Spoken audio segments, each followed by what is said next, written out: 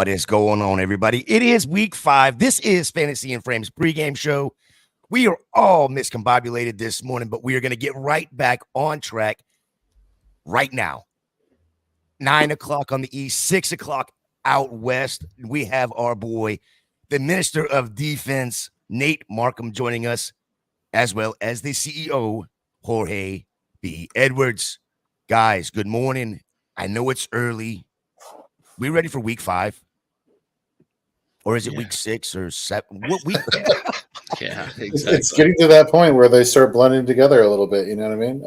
Yeah. Unfortunately, we got to the time when we've got to bye weeks, which sucks. That's always the first tale of the season's moving too fast. And let's slow down. Let's go back to when we were bitching about slow drafts taking too long and not wanting to savor every minute. And then we get to week 5 and we go, what happened? What? Slow down.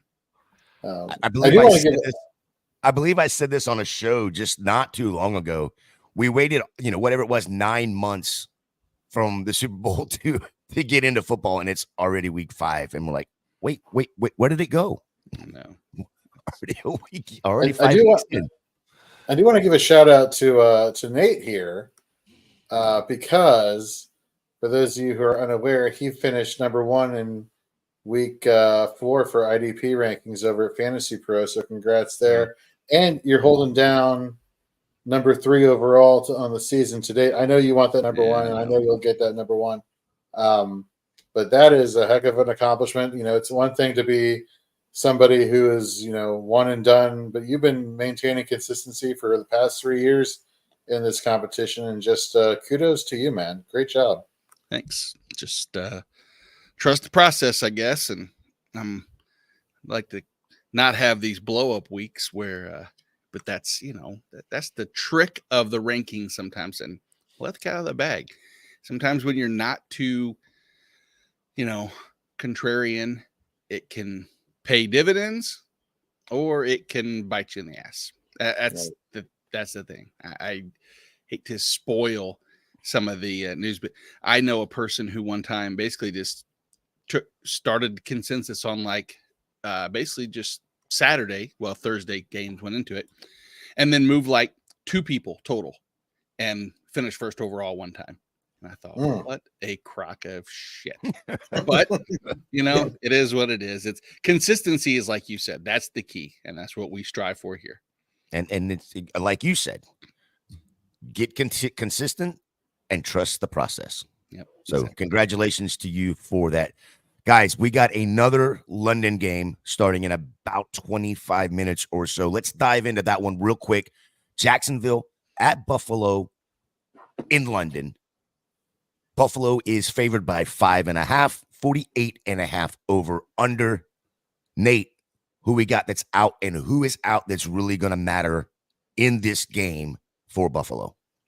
Luckily, nothing offensively. Defensively, though, Gregory Rousseau is out, as well as Tre'Davious White. Two big hits for a Buffalo defense that have been playing extremely well so far. Yeah, and you also have Devin Lloyd on the Jacksonville side. Is that right? Correct. Devin Lloyd is out for Jacksonville. And then on a positive note, Cam Robinson reached the line for an unexpected absence to begin the season. So I want to dive right into the Jacksonville offense here. We've had the spike week that we had with Ridley in week 1. It's been kind of okay the last couple weeks, nothing major. With Tre'Davious White being out, are we expecting a big game from Ridley? I mean, go ahead, Jorge. You start off, buddy. Yeah. So am I expecting a big game from Ridley? Probably. I think it's definitely a bounce back week. I'm still curious to look back to last week's and see whether or not Terrell shadowed Ridley, and that's why you saw him kind of limited aside from that 30-yard touchdown pass. And so now if that's not the case and Ridley wasn't shadowed and he still couldn't produce, it makes you wonder what's going on there. I think we firmly have established at this point of the season that Trevor Lawrence trusts Christian Kirk more just because of the chemistry. You saw the receptions, you saw the targets last week. You've been seeing it consistently. I'm actually telling people to sit Trevor Lawrence this week. I think you look at what the Buffalo Bills did to Tua, one of the hottest offenses as well, as well as the Dolphins in general. One of the hottest offenses in all of fantasy football, limiting him to, I think, 14.98 points last week. I think you can do better. Definitely we'll be talking about better options during this game, but I expect an ass whooping from the Buffalo Bills onto the Jacksonville Jaguars, who simply just aren't clicking despite the hopes that we had going into this season. The word is that Von Miller is back? Is he playing? He is supposed to play. I don't know exactly the total amount of snaps that he's going to play, but he's back. If we look at last year, this is an interesting one because Von Miller going into now this week, I think is still extremely undervalued for at least some of the waiver wire talk, as well as some of the general consensus. I haven't heard a ton of information, mentioned about him. But if we go back to last year, before the injury, Von Miller was on pace to have one of his best season. I mean, it was through 11 games. He had 19 blitzes. He turned those 19 blitzes into 16 hurries, which Pro Football Reference hurries are different than PFF hurries. I'm sorry. They are completely different. So I'm using Pro Football Reference by that. But that percentage of hurry to blitz ratio is elite 16 and 19. And that was in 11 games. So I think Von Miller, without Gregory Rousseau, we're going to see maybe an increased workload, a necessary increased workload. I don't know if it's going to lead to production exactly yet, but we'll see. Blake's got a quick question for us.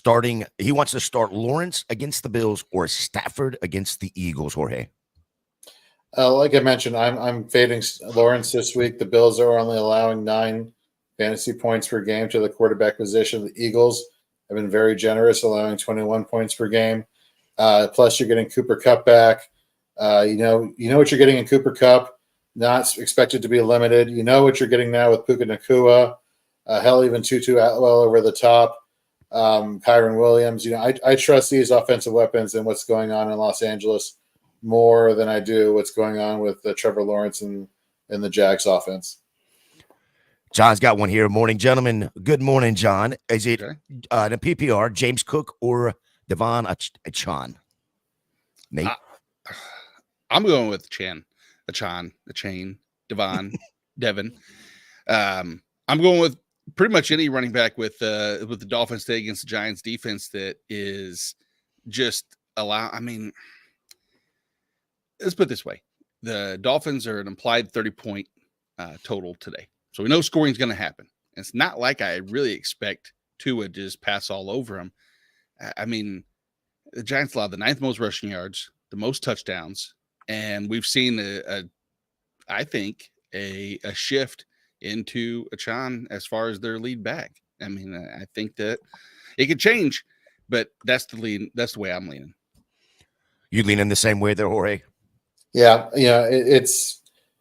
I don't want to say he firmly took control of this backfield last week. I will say though he put his fingerprint all over that, or his footprint rather, against this offense, and it's just it's a bad matchup versus the Giants. That being said, I'm not hating James Cook this week. I think he could be productive, but if I had to pick one over the other, it'd be Achane. All right, let's dive right back in. Josh Allen versus the real Josh Allen. Both or, one's QB2, one's LB2, respectively at their positions on the season. Nate, who continues this? I think it's going to be there's a better chance as Josh Allen, the quarterback, than Josh Allen, the edge rusher, simply because Josh Allen being the QB2 on the season has been more of a consistent. He's been a top 5 or 6 about every week. Josh Allen, the real Josh Allen, has been the defensive lineman 1, defensive lineman 50, defensive lineman 50, defensive lineman 1 or 2. And so his is a little more boom or bust. And so I would temper my volatility and stick with the quarterback, unfortunately. And let's be honest, the Bills are just a much better team than the Jags at this point. Jacksonville's allowed the 11th fewest fantasy points to wide receivers, but has also allowed a wide receiver one in half of their games. Do we see the same recipe? Is Stephon Diggs still going to end up as a wide receiver one? He's the only wide receiver one on their team. Everybody else shows up as a wide receiver 3 or 4. Jorge, I'm sorry. What was the question here? Will Jacksonville allow another wide receiver one fantasy point wise to Stephon Diggs this week? Yeah, I mean, look, this guy, as I said, he's a top 5 wide receiver, or at least a top 10 wide receiver every single week. I think the real question is Gabe Davis playing or is he out? Because if he's limited, that could be somebody who has been a really good flex play, especially in half and full PPRs this week. I'm not worried about Stephon Diggs. Even if Davis is not playing, like you mentioned, just the decrease in reception percentage or fantasy production to the other wide receivers. Diggs is automatic, wide receiver one in my opinion. And even if Gabe Davis does play, and given the metrics you were just giving out to the other wide receivers, I'd still be high on Gabe Davis just because of how well this offense is clicking. What's up with Gabe Davis? Have I missed? He was questionable for a good part of the week. He could be. He's not even showing because I didn't see him showing on the injury report at all. Not even as questionable. So I'm assuming he's a go. Yeah, he didn't miss practice. He was full practice every day. So okay. But that's like a shoulder injury or something that happened last week. And there could have been, and I'm not questioning because I didn't have my finger on the pulse the entire week by any means. I just didn't see him when I was doing any other research for this game. But yeah, but that's what breaks down with the hard part about figuring out this passing offense for the Bills against Jacksonville's. Like you said, Jacksonville's been stingy. They're not allowing points to the wide receiver position, and the points they're allowing though is all going to one person. So each week, like you mentioned, they allow one person to explode, be the wide receiver one or a wide receiver one on the week, and then nobody else. Gabe Davis has had a touchdown 3 straight. So it's like, can they buck that trend and both Diggs and Gabe Davis have productive weeks? But I think that touchdown boom or bust has me a little concerned more so than anything else. I'm leaning Gabe Davis as a 1 for sure.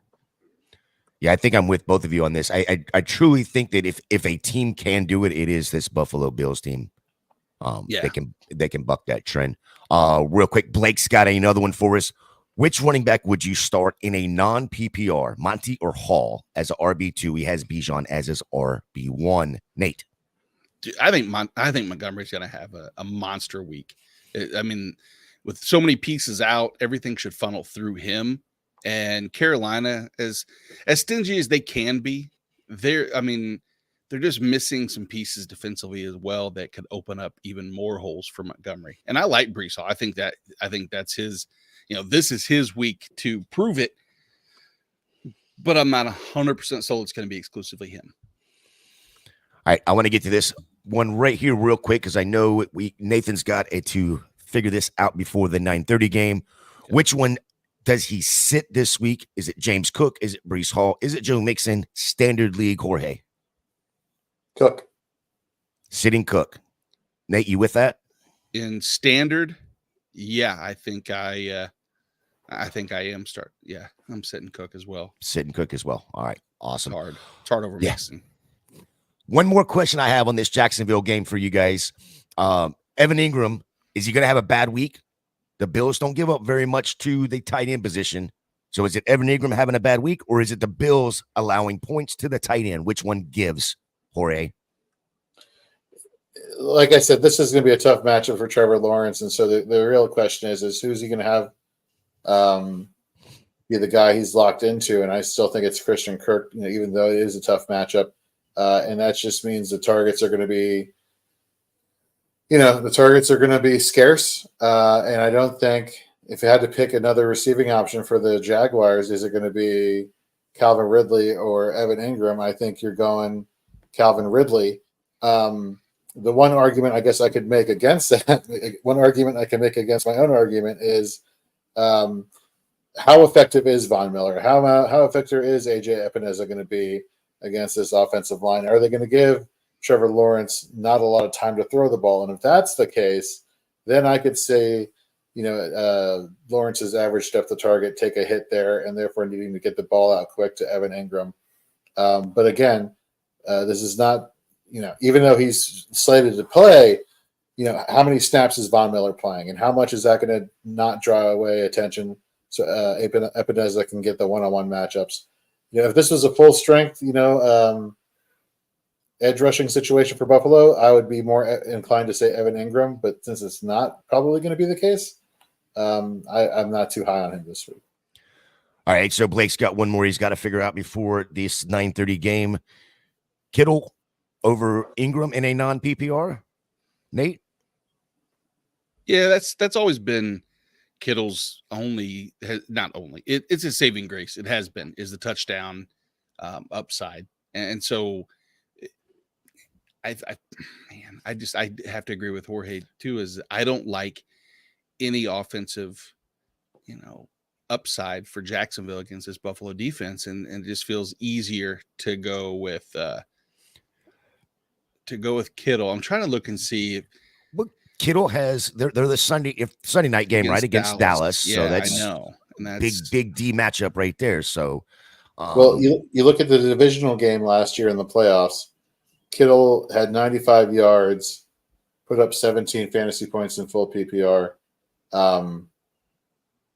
That should kind of tell you a little bit in terms of what to potentially expect this year heading into this matchup, just because not a lot has changed on the defensive side of the ball for Dallas. I think this is going to be a purely, we'll get to this a little bit later, but to answer the question, Kittle for me. Kittle. Yeah, it's Kittle for me as well, even though it is against Dallas. All right, Nate, here's your chance right here. You got a few more minutes. Talk about these IDP guys on either side of Dallas. I'm sorry, of Jacksonville or Buffalo here. Who is definitely starting? Who's definitely sitting?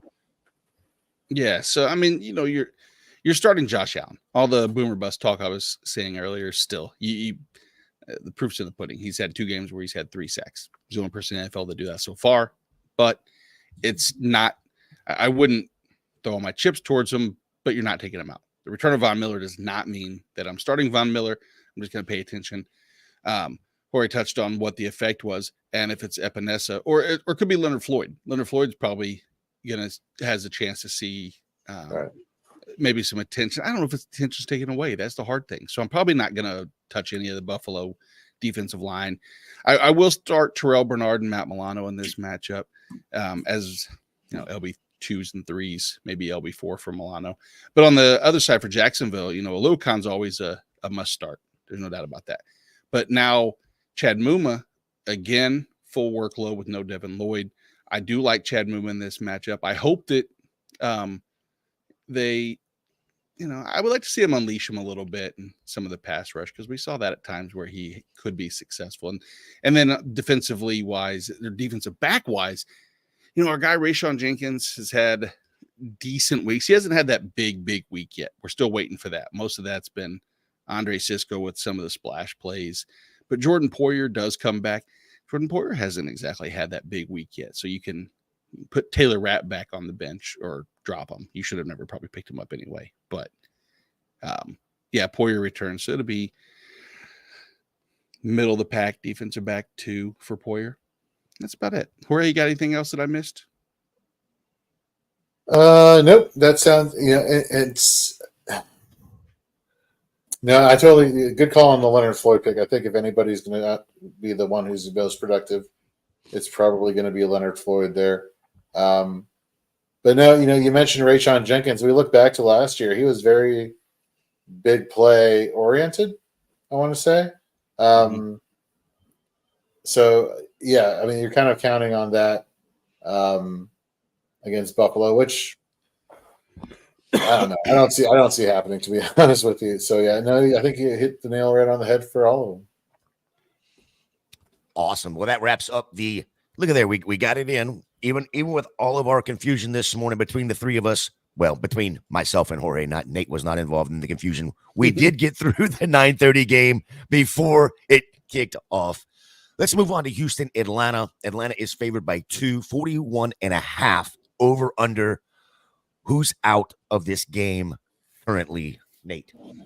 There's only one person right now. It's a relatively healthy game. Christian Harris is I think it's big news from IDP in terms of solidifying snaps at linebacker, but that's it. That's the only person that is newly anointed as being out, not people that are already existing on the IR.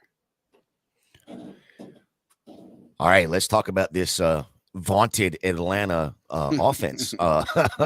Desmond Ridder, though, home versus the road. He's 4-0 at home, 67% completion rating with 4-1 touchdown to interceptions.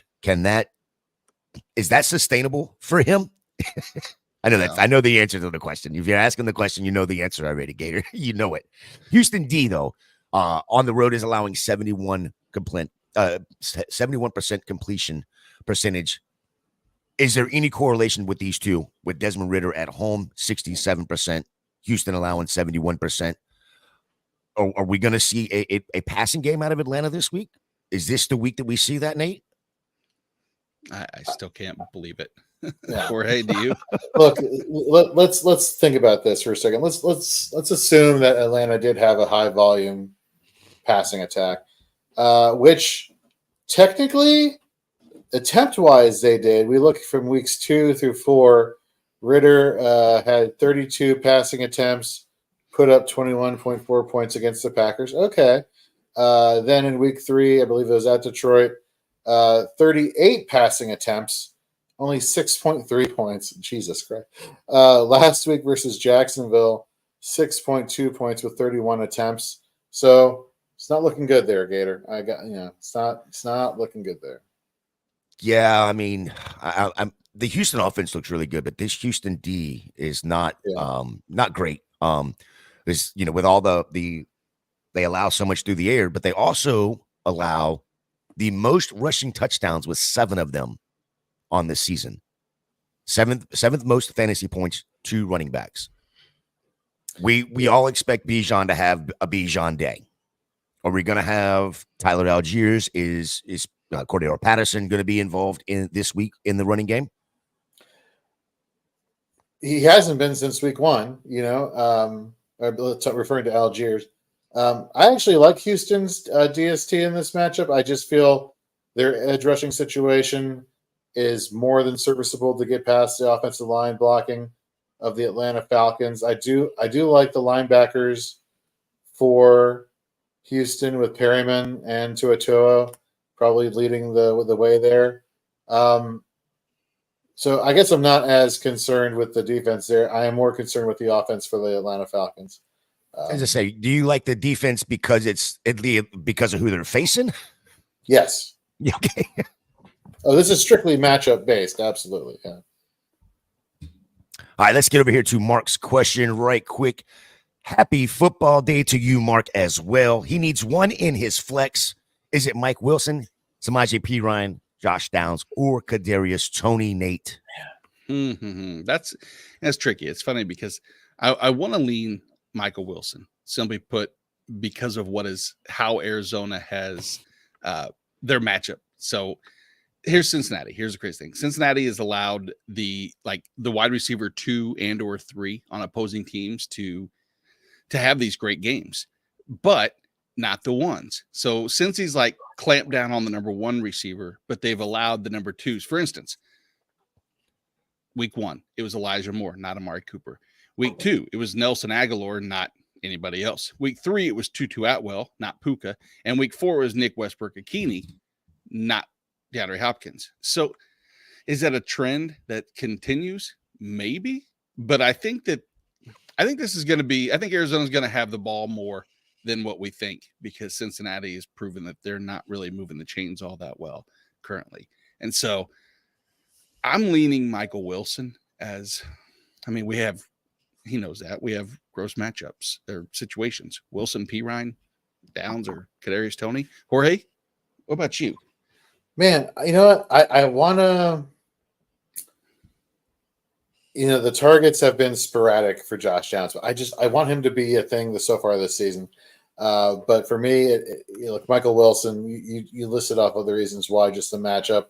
just the targets last week. I think was kind of his coming out party versus the 49ers.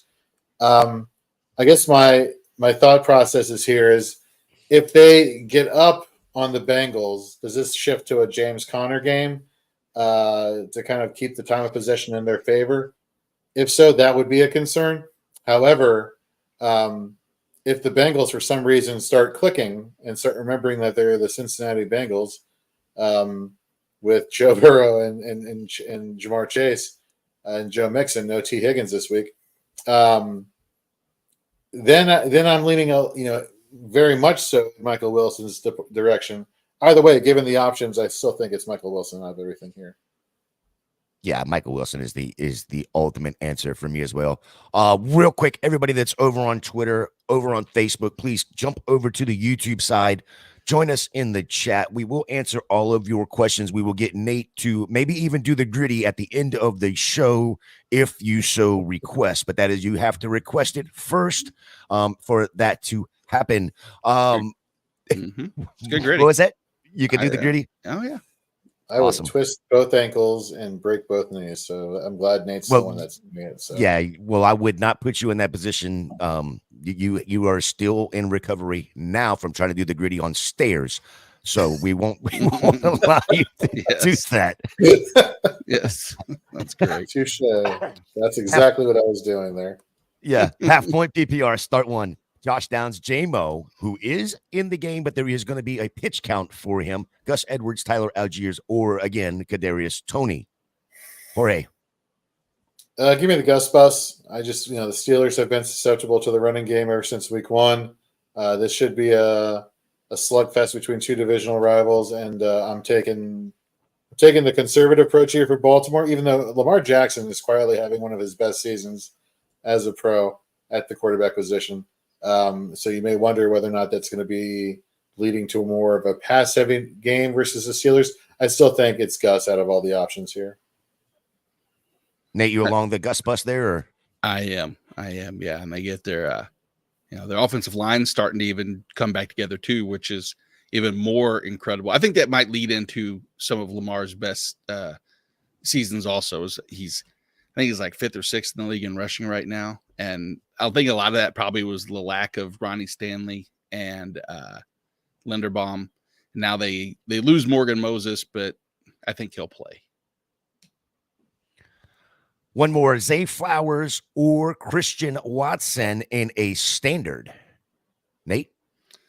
So I do want to see, did Watson pop up on the injury report just recently? Did I see that correctly? If that's the case, I'm not too overly worried. He limited practices all week. I still think he plays. I think the second week back, I think this is going to be the transition to the Christian Watson led offense. I think he's more of the alpha that can have the bigger game. Zay really has had a good season though. I mean, surprisingly, he's top 10 in like that open score as they do on next gen stats. So he's making a case, but I still feel like I want to lean big upside with Watson. Yeah, I'm looking at the injury report right now. I do not see Watson on it as of right now. He had limited practices this week, but he's good to go, I think, this week. Are you with on the Christian Watson side or the Zay Flowers sides there, Jorge? Yeah, so last week we saw Watson, his yards per target were 12 yards. Granted, a lot of that came from his lone touchdown, in the red zone. I actually like Dobbs this week as far as Packers wide receivers, but Watson, he's always been like a big yardage, big play threat, which is what you want in a standard. Target volume, receptions, not as important, obviously. I'm with Nate there, Christian Watson. Sit one, Tank Dell, Puka Nacua, Dameon Pierce. Jorge. Pierce. I feel I'm sitting Dameon Pierce this week. I want Dameon Pierce to capitalize on what happened with Pittsburgh last week. I just like the linebacking situation, keeping the running game for the Texans in check. For Atlanta, Puka. Let's get the elephant out of the closet. What is Puka Nacua going to be now that Cooper Kupp's back? He is going to be Robert Woods, and he's still going to be productive, so you don't have to worry about that. Maybe he won't get, high teens in targets, but he'll be productive enough.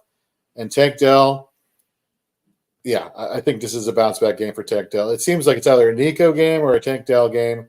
I think AJ Terrell plays more with Nico, which will then open up Tank Dell more in the receiving game. Nate, you with that sitting Pierce out of those three? It's close because I kind of want to. I don't believe it's the Tank Dell bounce back as much because I think it's been one Tank Dell week realistically, but I can understand what the touchdown helped lift the other. But maybe that's just me being biased towards Nico and not wanting to buy in the fact that it can be both, and that's foolish on my behalf. But yeah, if there's a chance to have a down week, it's that Atlanta stuffs Dameon Pierce as he's proven. I mean, he hasn't had a week. He hasn't had a significant season enough for me to prove that he is capable of week in and week out production. I mean, when it goes, he's 4 points, 3 points, and then you have a touchdown saving week, and then last week against Pittsburgh, but that's Pittsburgh. Pittsburgh allows everybody to put up 5 yards per clip, and he didn't. He only put up 3.5. So even that was kind of a down week by Pittsburgh standards. So yeah, I'm going to sit Pierce against Atlanta as well, and for all the reasons that Jorge said.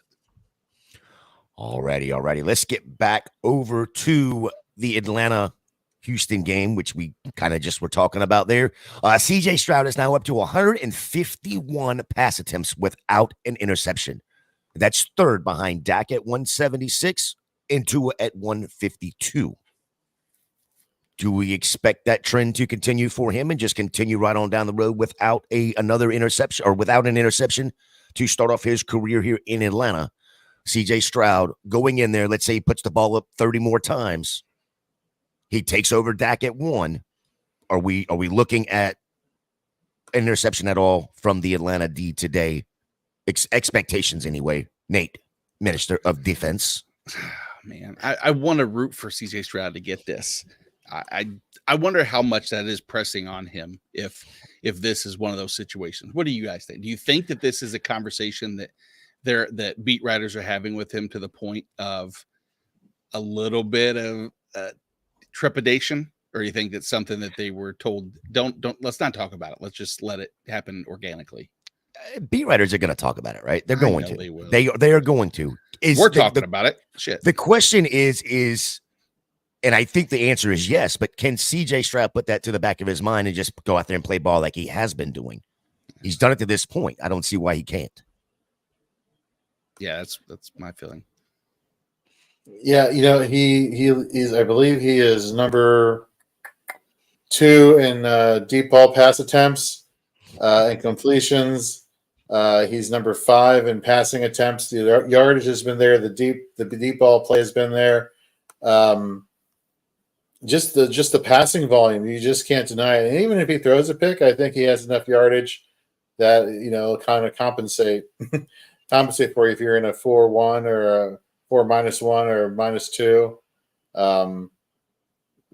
Touchdown to interception ratio there.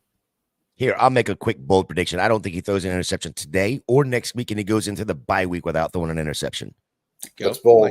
That's bold cotton right there next week. Yeah, well, he's got Atlanta this week and then New Orleans next week. So, yeah. I thought you said the bye next week. So, never mind. No, he's got 2. Yeah, he's got today and then next week, and then he's on a bye in week 8. So I'm saying 2 more games without an interception for CJ Stroud. That's super bold, but does he break it this week then? Yeah, I mean, he's averaging somewhere around 38 passes a game, something like that. Yeah, he's a floor of 30 and a ceiling of 47 so far. Yeah. And so he's averaging about 38 passes a game. So he could very possibly be this week that he overtakes Dak's little record, I guess you could call it there. But yeah, he could do it. We just talked about Tank Dell and Nico Collins. Just real quick, which one of you? I know Nate is on the side of Nico this week. Nate, Jorge, are you on Tank this week, or is it Nico again this week? Which one of the two is going to have the better week, fantasy wise? I think it's going to be Tank. I just think there's a bounce back here. I think there's a better cornerback matchup for Tank Dell than there is for Nico Collins against Atlanta this week. All right, I've been avoiding this question because it's hurtful to the soul for me. Is it the same old song and dance for Atlanta? How desperate do I have to be to play Drake London this week? Yeah, he's one of my sits for the weekend. Quite frankly, until Taylor Heineke is inserted as the starting quarterback for the Falcons, I'm not starting Drake London ever. I don't care if it's Tyler Heineke. I don't care if it's Peyton Manning comes back until they unleash the I don't know. I guess maybe a better quarterback would not hyper focus on Jonnu Smith and Kyle Pitts to the point of the highest target percentage just going to the tight end position. The offense just isn't that exciting, and it's illustrated right here. Drake London has fewer targets than 11 different tight ends. 11 different tight ends have more targets than the alpha number one receiver for an offense. It's not good. Malcolm here. This is a question. This is directly related to this. With Herbert being out a few weeks, Roschon Johnson is available, but he would have to drop London. Is Herbert his RB2 or is Herbert his 3? And does he need? I don't know. I still probably drop London. I mean, this doesn't. I'm trying to make a case to keep London on my team, but I don't know. Yeah, I would do that if you're running back desperate. Yeah, get the starting running back for the Chicago Bears, who looked good before he got injured on Thursday, which is a game we shall not talk about because I'm still sour over that performance in the first half by my Commanders. Rough. Oh, hold on. We got a message here. Important message. Really sorry to interrupt, Nate. Happy belated to Gator. Oh yeah, that's right, Gator. Happy belated, I turned another year older. Just another day on the calendar. Thank you, Mike Bauer, Dynasty Rewind CEO over there. Appreciate you dropping in this morning, sending that happy belated birthday. He did actually text me this morning the happy belated birthday as well. So I do appreciate that. Golly, I just hate talking Nate, about this. Go ahead. Nate, what were you saying just before I rudely interrupted you? You did not rudely interrupt me. That was a worthwhile interruption.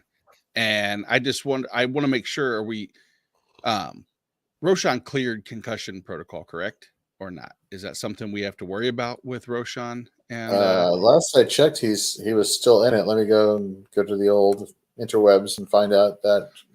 Yeah, I just wonder if, don't get me wrong. I still think I pick up Roschon regardless. I just wonder if that's something that we need to keep in the back of our heads because they have 2 weeks, week 5 and 6, and then they go on the bye. And so if he were to miss 1 week against Detroit, then, and even that matchup is not great, and then go to Miami, which again, maybe passing volume, receiving game as running back. We're talking about free agent pickups right now and with Roschon. So maybe we'll move on and we can, and obviously at Fantasy and Frames during throughout the entire week, we'll have, I'm sure, plenty of information covering this move, unless he needs to make it right now. And if that's the case, then you're in a league that's cool because it allows you to make pickups of players that have already played. Indeed. Yep. That is a pretty cool one. Sleepy, welcome back to the show. What I've been thinking, I should drop, I'm guessing this is Hunter Henry for Logan Thomas. What did you see out of Logan Thomas this week, Jorge, that made you back on the Logan Thomas train? Back on the Logan Thomas train. Be careful. Don't let Cole Turner hear you talking. I'm still pro Cole Turner. I think he has a bright future in Washington. What I saw was target volume. What I saw was red zone target volume, end zone target volume when they get down there, which is really surprising, seeing as how you have a Terry McLaurin, Jahan Dotson. I almost said it like Bill Mustafa said it, Jahan Dotson. and Curtis Samuel. Do I want that? And let's face it, I trust Sam Howell over Mac Jones as a quarterback for fantasy as well as just in general. Yeah. But am I dropping a Hunter Henry, who seems to be like the only receiving option for the New England Patriots? That's a tough one. That's a tough one.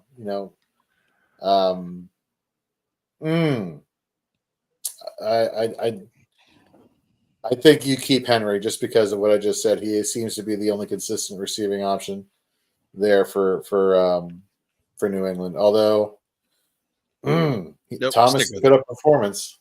Keep Henry. Yeah, I think I'm on the keep Henry side as well. Super C in B with Gibbs doubtful.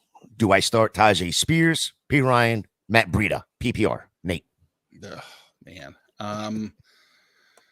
That's the decisions we're making right now.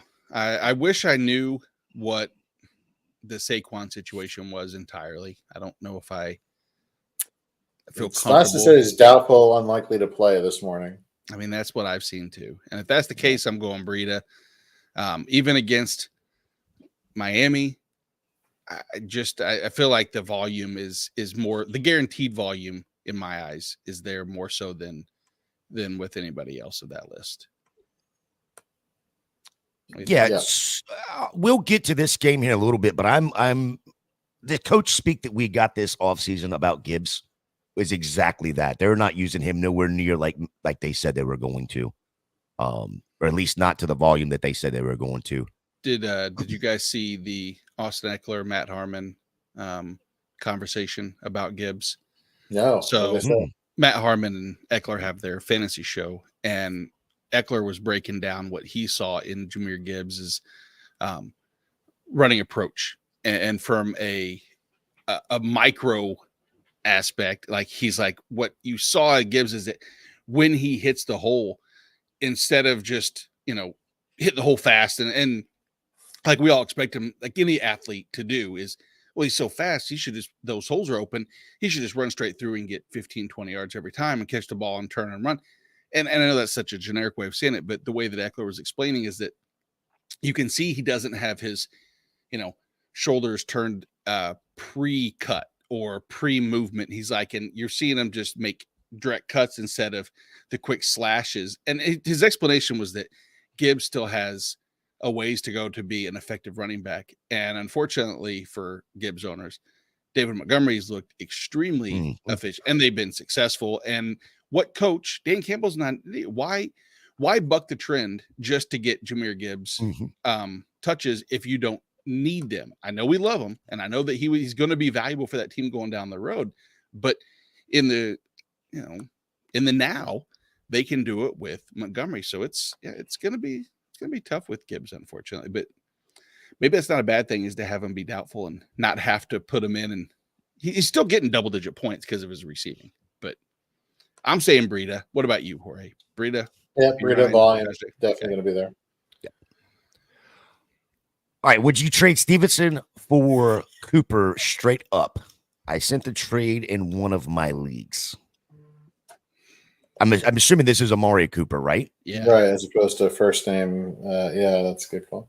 I guess it depends who your other running backs are, Sleepy. Well, do you expect Stevenson to? I mean, he's not been great, but he's not been horrible. He's been a flex play. Can Stevenson bounce back in this New England offense and become what we expected him to be, that bell cow? Even with Zeke standing there behind him, holding, possibly getting some of the touchdown vulturing, but. I think you have more boom weeks with Amari Cooper than you do Ramondre Stevenson at this point. But the question is, you're living and dying by those boom weeks versus you're at least getting more consistent usage from Stevenson, albeit it hasn't been leading to production. So I think running back, again, it goes back to the whole attrition thing. Like, running back scarcity is a thing. And if you have Ramondre Stevenson as your RB2, you are hoping you have enough bench depth at that position to compensate for that trade with Cooper. I don't know.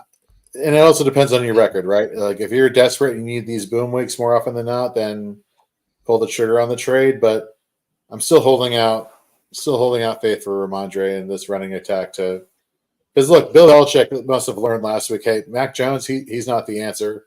Look how poorly he's playing. We have to reestablish what we do well, which is running the ball. Well, at least that's what they did last season. And I'm hoping that they make the turn and they go to more of a ground and pound game in New England.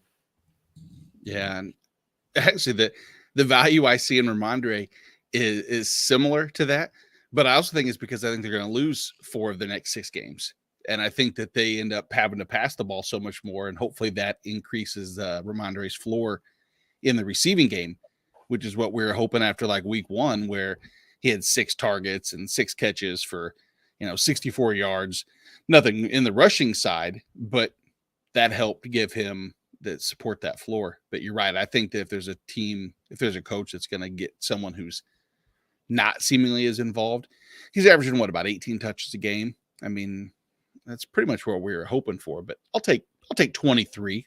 Maybe we'll get 5 more touches a game and stick with Ramondre. Super C, if the question that you're talking about is the Gibbs doubtful question, I think we answered it. If you had a different one, let us know in the chat real quick, and I will get that up there. Finish off the Houston-Atlanta game. Nate, what are we doing IDP-wise with these 2 teams? Who's a must-start and who is a must-sit today?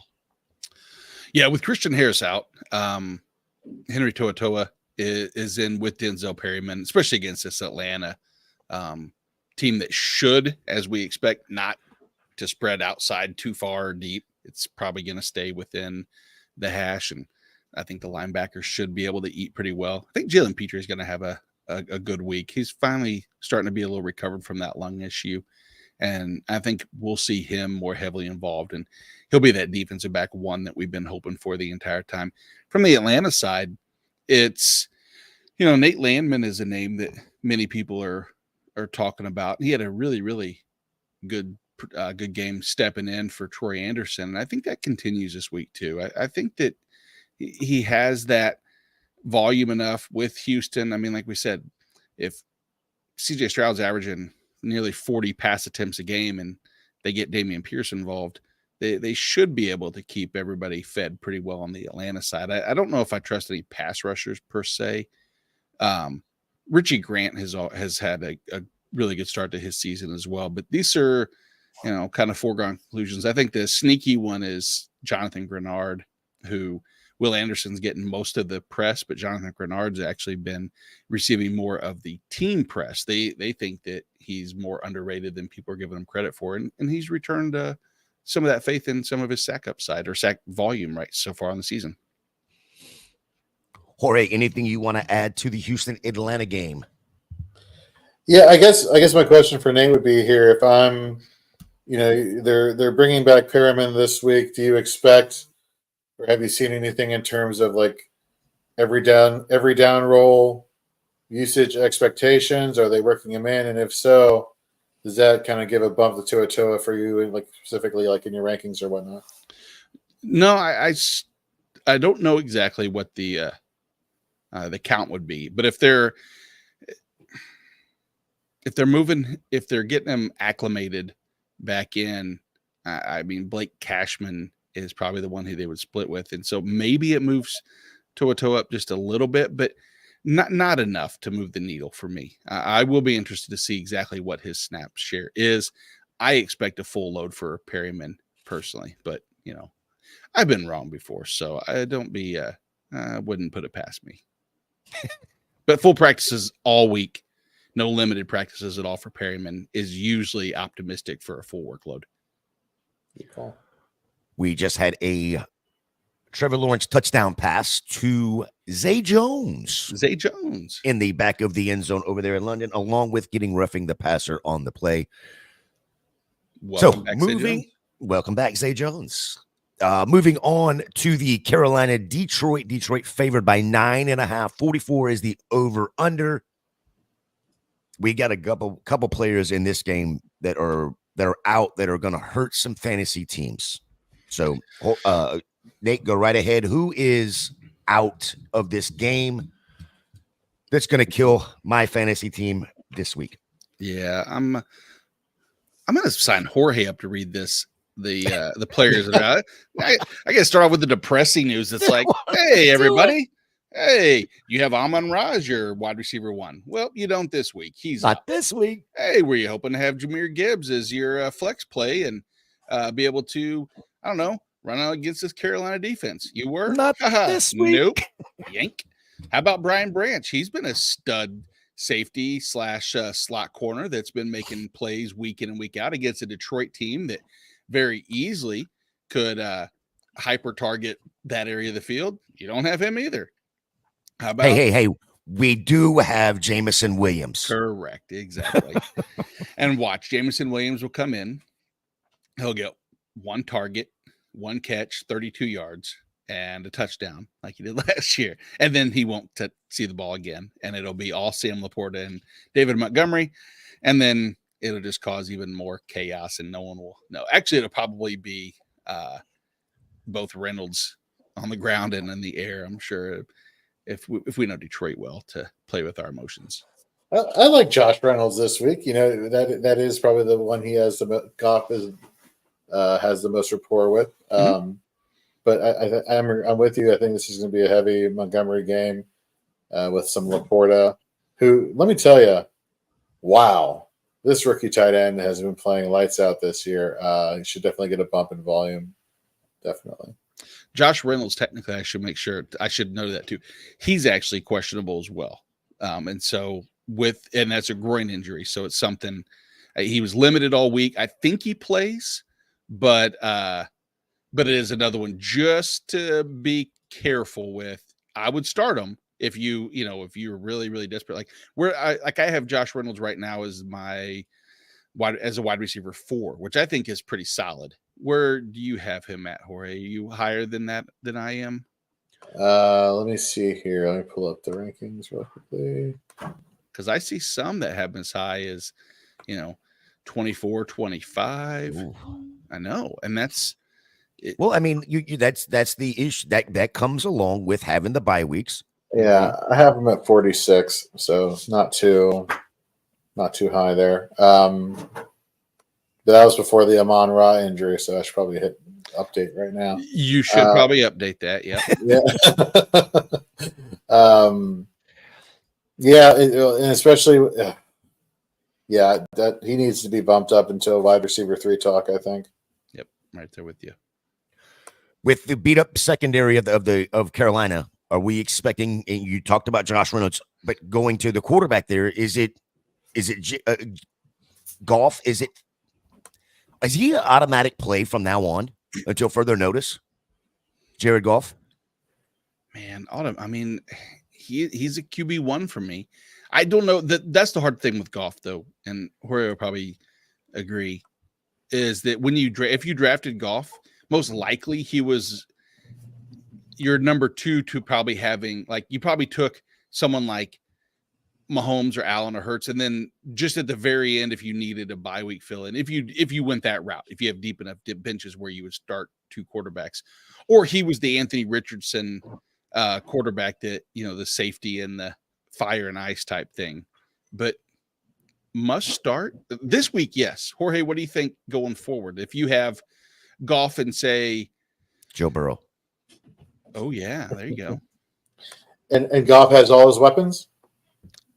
No, well, yeah. How about this? Burrow this week with what we have without T. Higgins, but with Jamar or Jared Goff this week without the weapons.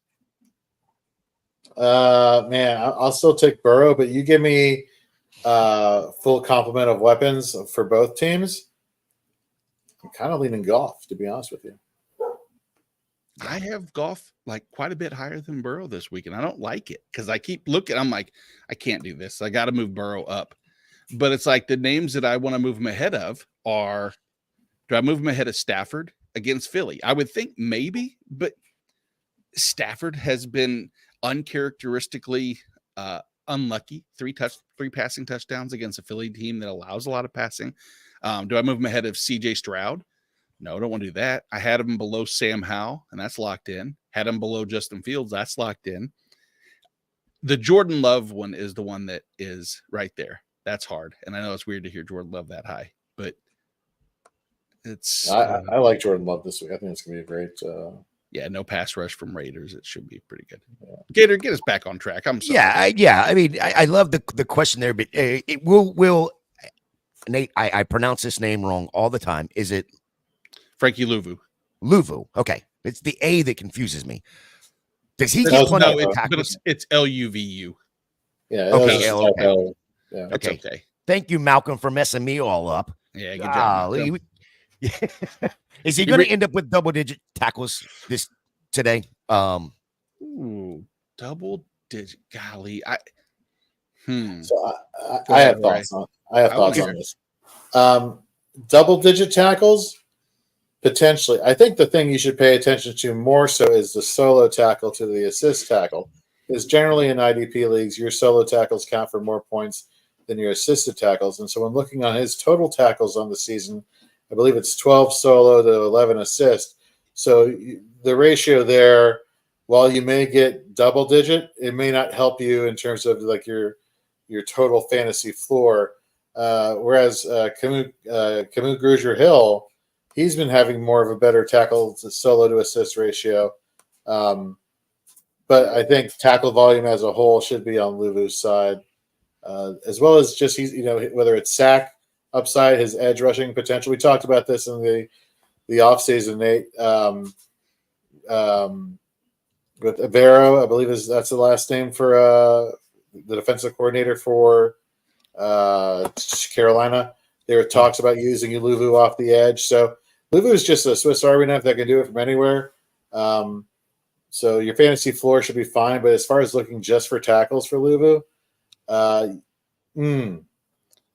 yeah, I worry about the pass rushing for Luvu this week because Detroit they're not going to allow a ton of pressure on Jared Goff. That offensive line is too good. And Frankie Louvu, heck, even against Minnesota last week, who if you want to talk about a susceptible offensive line, they only rushed Louvu 4 times. And that had me worried a little bit. And then you talk about the tackles. And then, hell, now that we're talking, not to dissuade or throw confusion into the situation, but Camus Grugier-Hill played 14 snaps last week. I don't trust any linebacker with Carolina this week necessarily. I like Frankie Louvu to start simply because, like you said, there are splash plays to be had, but nobody was making any tackles last week for Minnesota, and that could be because the way Minnesota divvies the ball around mostly to Justin Jefferson, which is why CJ Henderson and Von Bell and them had good weeks. But I don't know. As soon as I say no Frankie Louvu, he comes back and he blows it up. But there's 2 weeks in a row for Louvu to have like poor actual production. I mean, he didn't produce against Seattle, didn't produce this past week against Minnesota. So I might be moving Louvu down just a little bit, just in case. Yeah, going back a few minutes to Sleepy's trade question with Ramondre and Cooper. He said he's 1-3, kind of desperate right now, but he'll hold out with Ramondre for now. His other RBs are only Bijan, John, and I get Miles Sanders there. So, yeah, I don't mind adding Cooper to that. So he also did not like the fact that Zay Jones returned to the NFL today. Yeah. And, well, he returned to the NFL London games, it looks like. Hal jumping in, isn't Reynolds and Raymond both banged up? It looks like, I think you just brought this up, that Reynolds at least is questionable with a groin, but I'm not seeing anything on Raymond. Anything on Raymond that you know of? I didn't see anything more that would stand out. I mean, as far as from practice report stuff, Detroit, I think it was on Wednesday that Raymond might have been limited in practice. But I didn't even see his name mentioned. No, I haven't seen his name as even limited production. He must have been a full participant or just not talked about. So with the Lions' ferocious pass rush, will it leave? I believe it's going to leave Bryce Young no time to pass the ball. Adam Thielen, can he get another wide receiver one or 2 performance. He's wide receiver 8 over the past 3 games. Jorge? Oh man, that's such a great question. Low end wide receiver 2. I agree with you. The pass rush is going to be there for Detroit going on Carolina, but then that makes you wonder. What is the narrative that coaches like to talk about? How do you disarm a potent pass rush? You run the ball more. So this could be a Miles Sanders. You could see Chuba Hubbard get involved more in this game, which he has been getting more and more involved over the past few weeks. So that could mean a downtick in opportunity for Thielen, which is why I'd probably bump him down a little bit further. Yeah, that's tricky. It's because this is the situation, like we talked about earlier. Who's out for Detroit? That's important. Brian Branch, and Brian Branch has been covering a lot of that area that Adam Thielen likes to occupy. And when you take away Brian Branch, and you have a person like Tracy Walker up there, or maybe Kirby Joseph, I don't know if I trust them to try to stay pace with a shifty Adam Thielen. But man, Bryce Young is just, no time, and that worries me a lot, that it could just be exactly like Jorge said, dink and dunk to Sanders and Chuba. But I still think I think Thielen gives us a wide receiver 2, wide receiver 3 week, which for where you drafted him, that's a must start. Yeah. Stealing candy right there. Yeah. All right, so let's talk about the good side of Carolina. They've been stingy against tight ends. You look at last week, Hawkinson 3 targets, 5 fantasy points, depending on how you're scoring, 4 to 5 fantasy points. Sam Laporta, though, is better than Hawkinson. Oh, I don't disagree with that, but that can be it was very emphatic how you said it. It wasn't a question. It was no inflection at all. Just no, it wasn't meant to be a question. I had to pause and let you soak that whole thing in there. And then here is my question. Sam Laporta, we all know, is a must start. How is he? Do we expect a big David Montgomery game without having Amon-Ra? Does Sam Laporta become the primary over anybody else in this offense target wise? And you expecting a huge game from Laporta, even as stingy as the Carolina D is against tight ends? Nate? I do. I think that I want to say it makes too much sense not to. I know that that's a terrible, way to analyze and forecast, but you trust in your weapons. He's already trusted in Laporta with his weapons. Why wouldn't he continue to trust him even more so? And the crazy thing is that Sam Laporta huge game is not that far off from a Sam Laporta game. It seems like every week is a huge game, maybe not to the point of like the Atlanta game, but I say that, and then yet I look and, in half point PPR, he has 1 double-digit finish, but by tight end comparisons, 8 points is a huge game. So I'm going to still say yes. I trust in Sam Laporta. Jorge, do you expect Sam Laporta to get into the end zone again like he did in Atlanta? Yep, he's going to keep it rolling. Target volume, red zone. Give me all Laporta this week. All right, Nate, your last chance on this game here. Carolina at Detroit. IDP guys, must starts, must sits for both teams. So, Jorge, you can't sit Brian Burns, right? There's no situation. I don't want to start him against Detroit's offensive line, but I'm going to play him. There's no question about that. We talked earlier about Frankie Louvu, and it's hard to get past Louvu in terms of not starting him because what the ceiling can be, which is the LB1 or at least an LB1 finish. That being said, I do have him down as an LB2 this week, but it's there. The one area that I would love to see personally, and you know me, Jorge, I would love to see Jeremy Chin get more involved in this defense, but Sure. I think he's strictly a nickelback right now. And as we all know, nickelback sucks. And so therefore, by proxy, Jeremy Chin is not a week in, week out starter. It's, man, I hate it. But we saw last week with no Xavier Woods, we thought, all right, this is going to give him Shaq Thompson's out. There were so many different pieces missing that someone that's versatile as Jeremy Chin should have more opportunity, but he didn't. So the coaching staff just doesn't like something there. On the Detroit side, what are your thoughts on Von Bell kind of creeping up closer?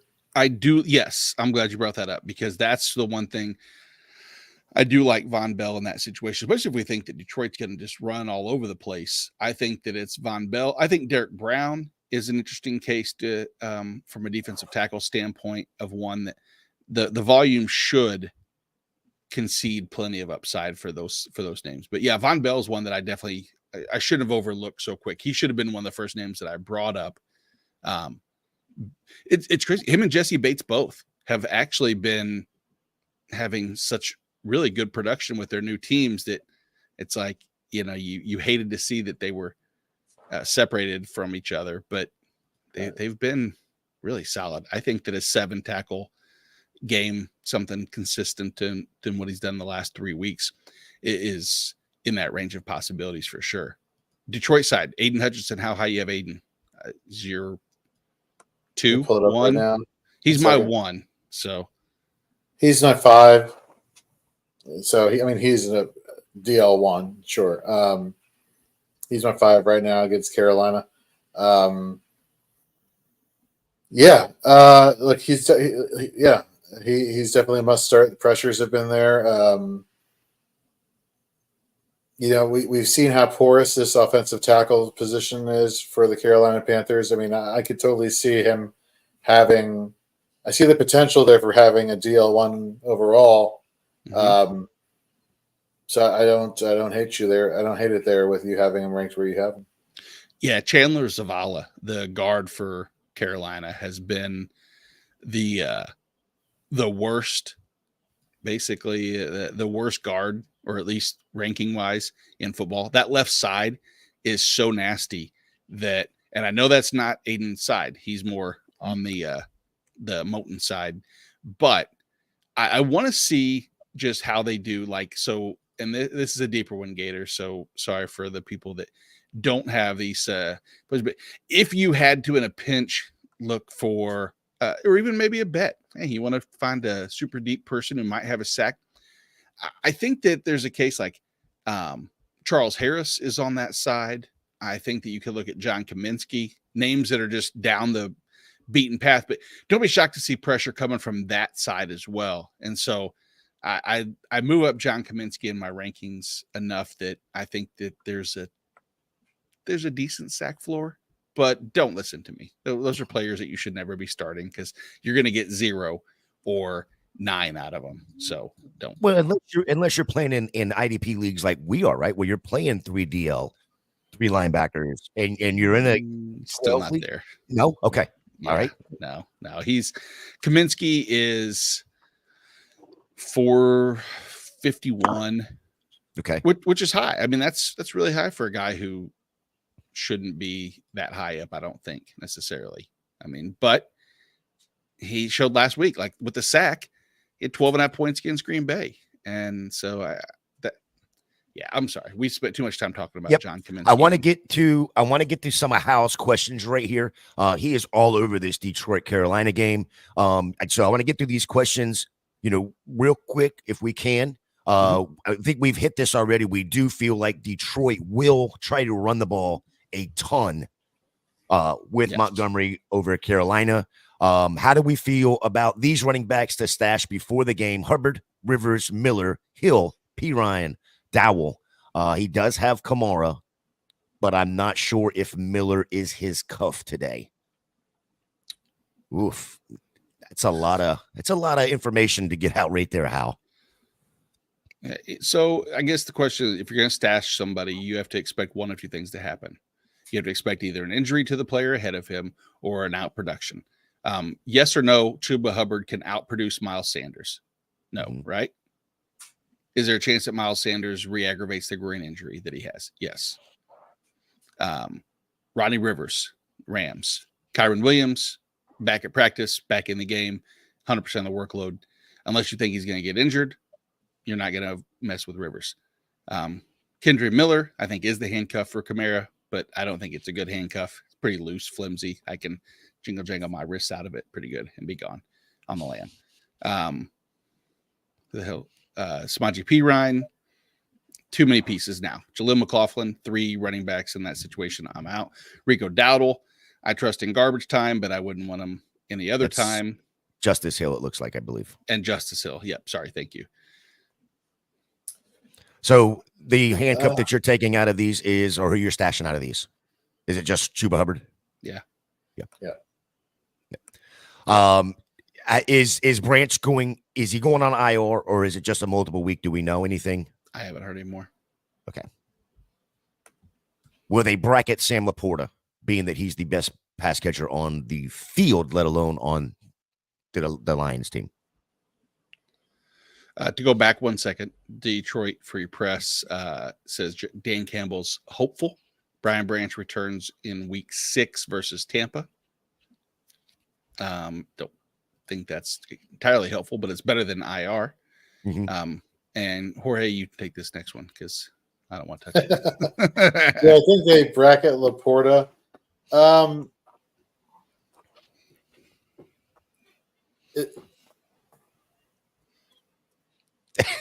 No, I don't think they do. I think you're going to see Josh Reynolds. And I know that's kind of a ballsy take here, but I almost said bold and ballsy at the same time. But ballsy take there. I do think Josh Reynolds does become the primary target there for Jared Goff, just familiarity with him and their connection, their time in Detroit, and then going back to their time in LA. I think Laporta does get freed up. So yeah, I'm on board the Josh Reynolds train here for today for Detroit for Jared Goff. So I'm not worried about them bracketing Laporta. But should they bracket Laporta?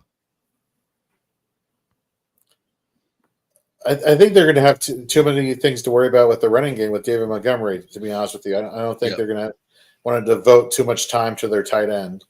Scampers is in the chat. Good morning. Good morning. The cat with 9 lives. He truly fears for Bryce Young today. Should. And good morning. Should. Yeah, I have in numerous leagues where if you could stream defenses, that's the defense that I had went out to sought after is for this matchup, because I think 6 sacks is not crazy, and I mean I think there could be even an interception. Tyler Boyd or Jacoby Myers today? Jorge Boyd. I like this matchup with the Arizona. No T. Higgins. We've seen Boyd's usage kind of go on the uptick here. I think this is a Bengals get-right game. Although I'm not writing off Arizona. I think they can also keep things from a fantasy standpoint kind of comparable in terms of the skill position players there. I'm not talking about from like a real football standpoint. I think if the Bengals are rolling, then they're going to roll all over. But we look at the target volume here for Cincinnati. T. Higgins entering the week, 32 targets. Boyd's right there with him, at 27. So, with everybody kind of like swarming around Jamar Chase, I think Boyd is a sneaky flex play this week, if not a wide receiver. No, sneaky flex play. I almost outshot my coverage there. Sneaky flex play. Yeah. I'm not going to help matters there because I think I'm leaning Jacoby Myers for similar reasons that you just named. Is that Devontae Adams hadn't practiced 2 of the 3 days and was limited in his most recent one. I think Devontae plays, but I mean, man, Jacoby Myers has been so much more heavily targeted than I had even. Was it 20%? Each of them has a target percentage on the year. Myers and Adams, that is. And Jimmy Garoppolo's back this week. No Aiden O'Connell fumbling the ball 3 times in a row. Exactly. Yeah, which I think that's exactly what happened last week. It was. It's it's like, man, the hard thing is that you want to eliminate week 4 from that, and you can, but I can see a path to Devontae having 35 to 45% targets, which is what he's had every week. But I don't know. It's close, but I have Myers ahead of Boyd. You have Boyd ahead of Myers. Choose your adventure there, and then hopefully they both turn in great performances, and you didn't lose any exactly anywhere, right? Let's see here. This is why. Well, hang on before we go further under there. I know this is not fantasy related, but this is why I love our chat right here. Scampers coming in with Kendre Miller is a handcuff, like a hula hoop is a belt, and Hal comes right back at him. Scampers, I'm kind of husky. That analogy may not work. Where we don't have Dave, we have Scampers and Hal. Let's go, baby. Love it. Love it. Hal says, will Arizona stick to the run? You should. Keep that time of possession in their favor. Yeah. And we'll get to the Arizona game a little bit. Like as far as, or not get to it, but we'll talk more about like just how ineffective Cincinnati has been like against the run. Or we talked about it. I'm sorry. I don't know how productive Connor will be with the ball. I think they're going to run a ton, but they definitely still should. That was very, I don't know what my direction was there exactly. I was trying to benefit. I was trying to compliment James Conner, but at the same time, it's like, do I really trust what Cincinnati's done? You know, we have plenty of time to figure out if we trust James Conner between now and when we'll talk about the Cardinals game. So give us about an hour, and we'll give you an idea of where thoughts are for James Conner a little bit better. Yes. So moving into the next game, Tennessee favored by 2.5 at Indianapolis, an over-under of 43. And before Nate gives you all the details of who's out and who we in, Jonathan Taylor will be an Indianapolis Colt for at least the next 3 years. 3 years, $42 million. With coming off, he should be playing today. They say that he's going to be on a snap count. Yeah. Are you putting him in your lineup right now, Nate? Yes, because I don't believe he'll be on a snap count, pitch count, whatever you want to call it necessarily. I think that I don't know what the full complement of snaps will be, because I think that they're not going to completely take Zach Moss out of the equation now, but I don't want to put him in my lineup, not because of the snap count, but because of the Tennessee Titans run D. That's my reason. So in one league, I have no choice but to throw in Jonathan Taylor. And I don't like it because I want to say heading into last week, the Titans were allowing like sub 3 yards per carry. I don't know what it was after last week, but not good probably. I think the better question here to ask is what are we thinking for the rushing upside for Anthony Richardson, right, Gator? Yeah, I think there's the question there, but I think in leagues like Scott Fishbowl, where I have Jonathan Taylor and Anthony Richardson, I'm playing both of them, especially knowing that there's no negative points, right? Mm-hmm. But I have been waiting for this week since I drafted back in June or July rather, when I drafted Jonathan Taylor, and I probably do have other choices, but I would rather have Jonathan Taylor. I would rather lose a week with Jonathan Taylor on my roster, in my starting roster, than lose and him go off on my bench. Yeah. Does that make sense? Yeah. The FOMO play, which is what affects all of us in a lot of those situations. I have a league where I have, it was later draft. It was too good a value not to pass up. And I have both Kupp and Taylor. And it's like, I know I don't want to start both. And I know I'd prefer just to, because the team's doing well without him. And it's like, you just can't. I don't want to miss out on that, so I'm not going to not play him, which is stupid, but it works. Well, let's welcome in Miss Stacy Perez, our Dynasty 365 host. How are you this morning? I'm okay, Jay. I would have been a lot better if our Braves had showed up. No. But I'll get over it. I'll be okay. Don't let's it's moving on. We don't need to give Joe Pepe any more ammunition for him to fire back at me on Twitter over the Braves Phillies games. Anyway, there's only room for one tomahawk chop, and that's in Kansas City. Oh, here we go.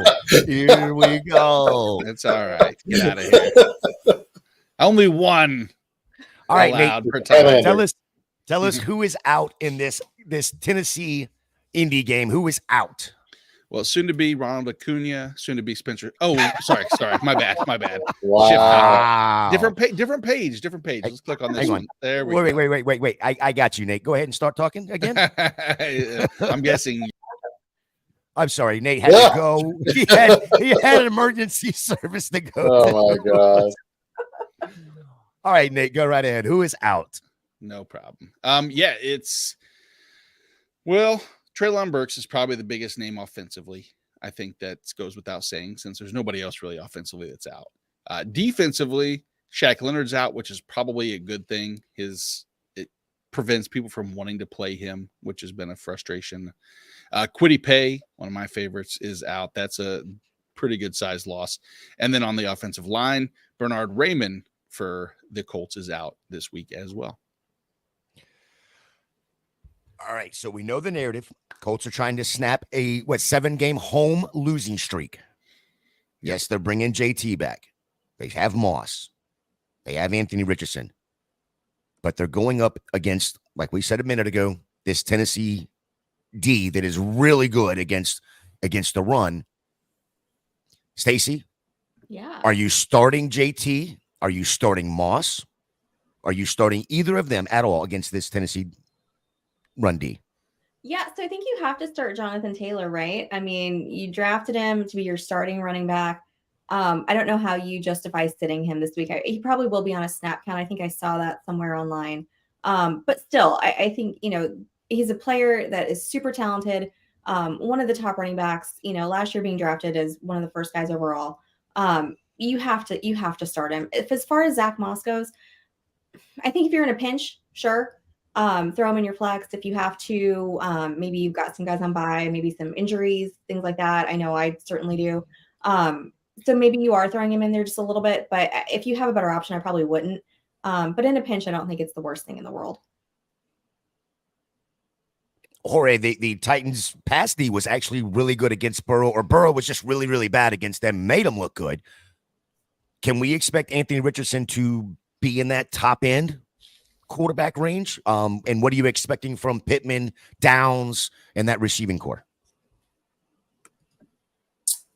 So I still think Anthony Richardson has more success, especially if they work it down to goal line situations. I understand the defensive line is very stout for the running game or rushing attempts. I still think Richardson, he can give you a good performance this week. I am concerned, though, if they do limit his rushing upside. He only has a 56% completion percentage throwing the ball. That accuracy needs to go up a lot in order to help compensate for a potential lack of rushing yards there for fantasy purposes. That's a little concerning. I do like Pittman in this game. I think with the fact that they may be shutting down Richardson's rushing upside will lead to him just in terms of passing volume having to pick it up there. And we've seen that Josh Downs just hasn't been that rookie sensation we were all hoping him to be early on, and it has been the Pittman wide receiving core there. So I'm leaning Pittman this week. Okay. Hey, Stacy said yes, she's putting in JT, but are you putting JT in or Mostert in, Nate? That's a good little conundrum there. I think I would probably still start Mostert just because I feel like that offense, like we said, the implied point total being 30. There should be plenty of offense to go around. I'm not 100% committed that it's Achan's backfield completely. I think Mostert just, especially on the pure upside of what we can see. I don't think we'll see 50 points out of Mostert, but I think that RB 2-3 is the safer floor, whereas JT's, I think his floor, unfortunately, could be 8 rushing attempts and not much else, and they just lean on Zach Moss more in a bad matchup anyway. Stacey, you on the Mostert side there? Yeah, I think I'm still going Mostert. I like that offense a little bit better. A little bit higher, like you said, a higher ceiling for Mostert, I think. All right, Jorge, JT or Pittman in a half-point PPR?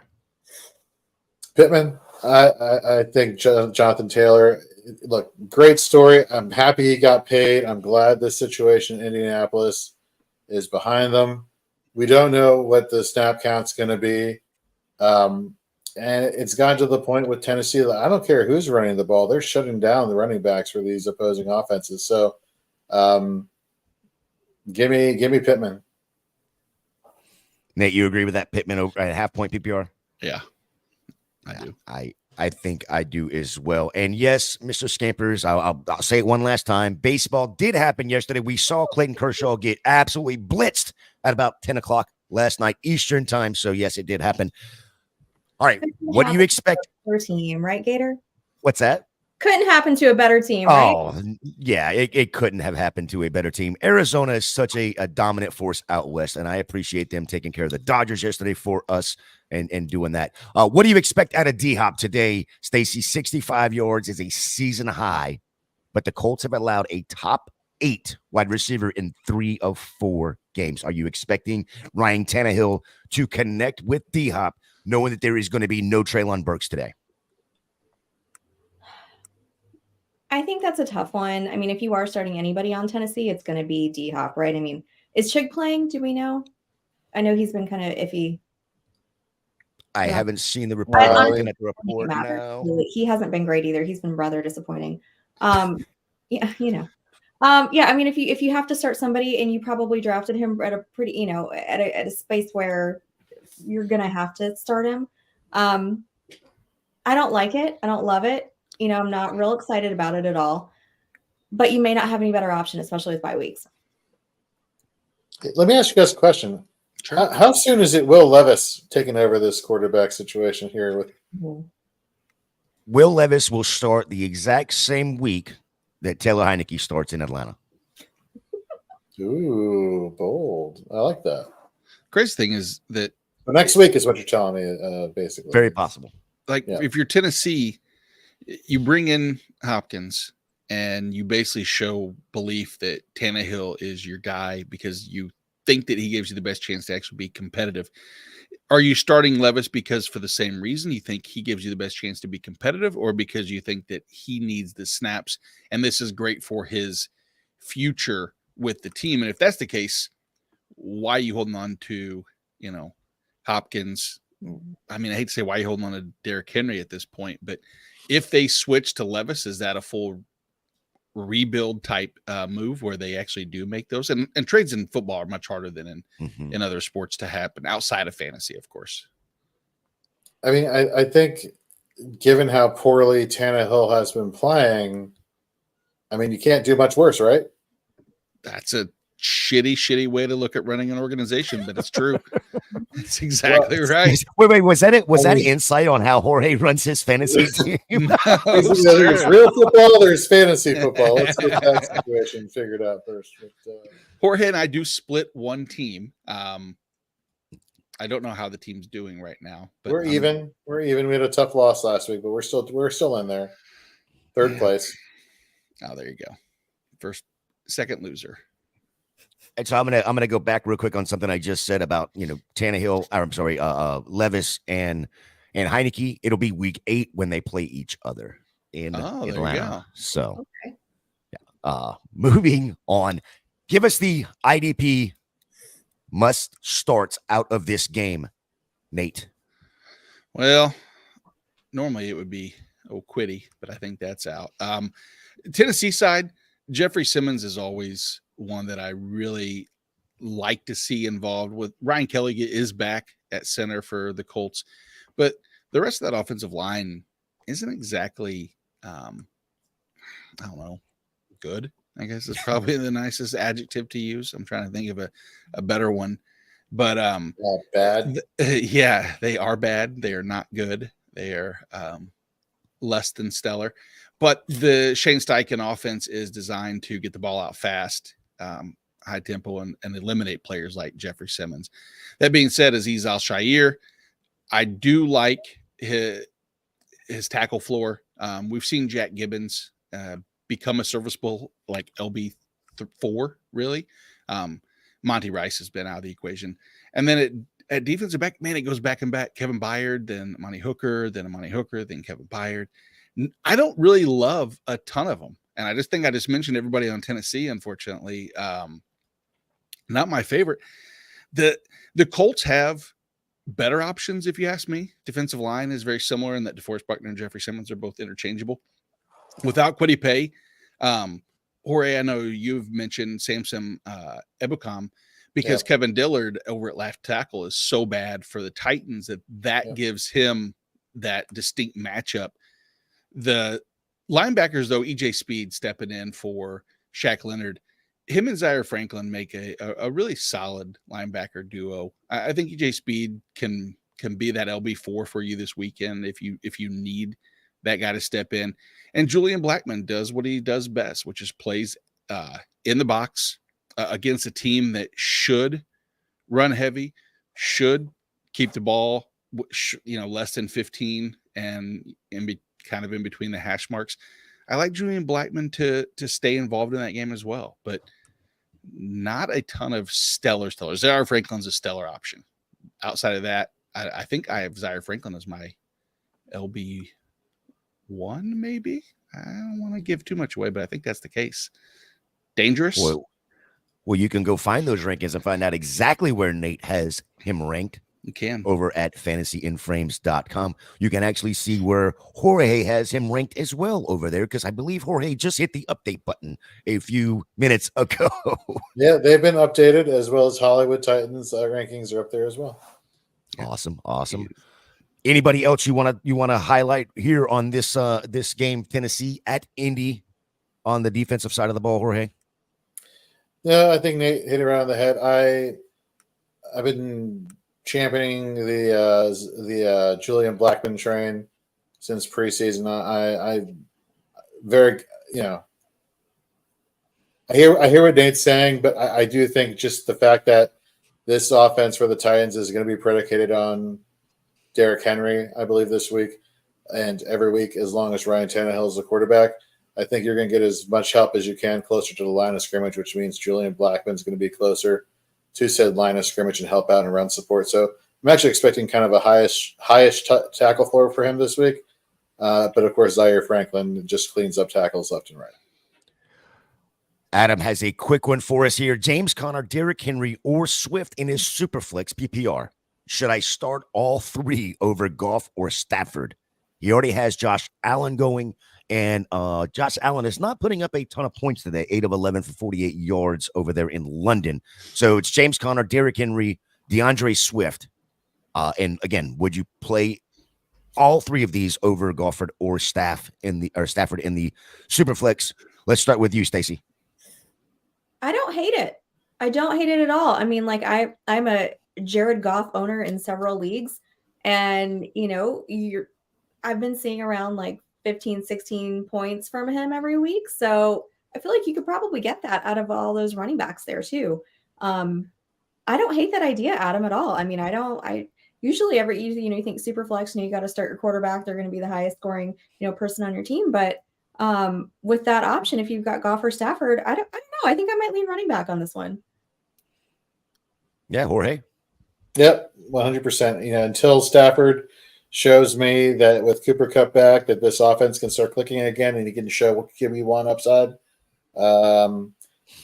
I like Swift more so than Swift, so it would be like Swift, Henry, Connor. And that's take that back. I kind of like Swift, Connor, Henry just because of Connor's receiving upside. If I had to pick one over Goff or Stafford, but yeah, I do like the running back options better than Matt Stafford or Jared Goff this week.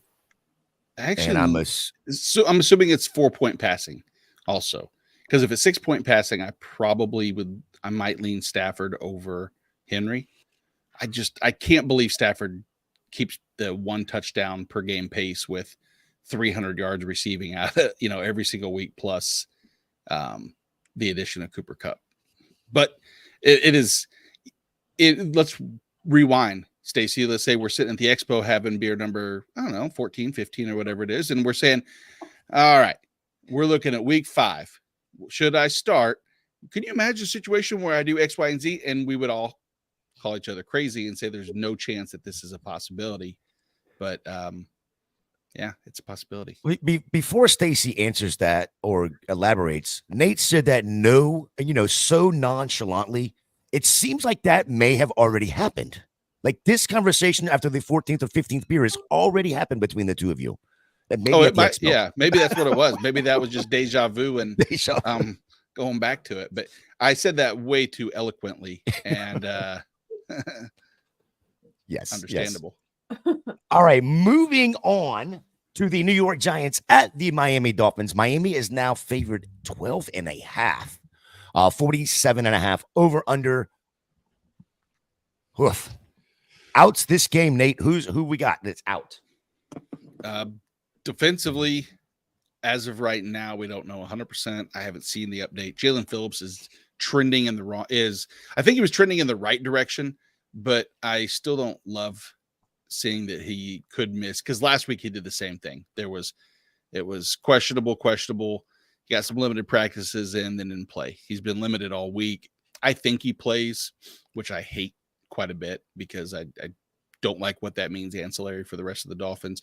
Offensive line side, Teron Armstead is out, as well as Andrew Thomas. So some key offensive linemen and one of the best edge rushers in football. Yeah, I'm sorry. I'm trying to find it because I believe I just saw Saquon has been ruled out, but I'm not 100% sure yet. I saw that this morning too. Yeah, unfortunately. So then that we will add that to the list. Is there ever a week to start Daniel Jones, even in Superflex, Jorge? I mean, as bad as this offense has been, can you even trust him in a Superflex position? No, if Saquon's not there, then there's no threat of Saquon getting the ball and him being able to scramble and get those yards, even for being a mobile quarterback. No, and then with the offensive line woes, Miami, you brought up Jalen Phillips trending in the right direction, but who's actually been grading a little bit better than Jalen Phillips during his time this year has been Andrew Van Ginkel, and how that opens up some defensive performances from other players, whether it's David Long or whatnot. No, to answer your question, Gator. Stacey, where in the world did Darren Waller go? Where in the world is he playing on the? Is he even still there in New York? What's happening? We really thought Darren Waller was going to be a thing, and no, he's not. He's getting 1 and 2 targets in a game. Not even getting, he's not getting targeted at all. Is that a result of this offensive line that the Jets, the Giants have? Yeah, I mean, I'm looking at his stats right now. So he's got 23 targets on the year, 15 receptions, and 153 yards and touchdowns. That's really not what you want out of your tight end, right? Especially somebody that was being drafted as a 3rd overall tight end that you had to reach to get. Huge disappointment there. Yeah, I don't know what's going on with tight end in that group or on that team. I honestly don't know what's going on with their entire offense. It's pretty rough to watch. Nate, is Tua a must start, or is this game going to be all about the Miami backfield just running up and down the field on the Giants, who allow the 9th most yards and the most TDs, regardless of the 30-point implied, team scoring here?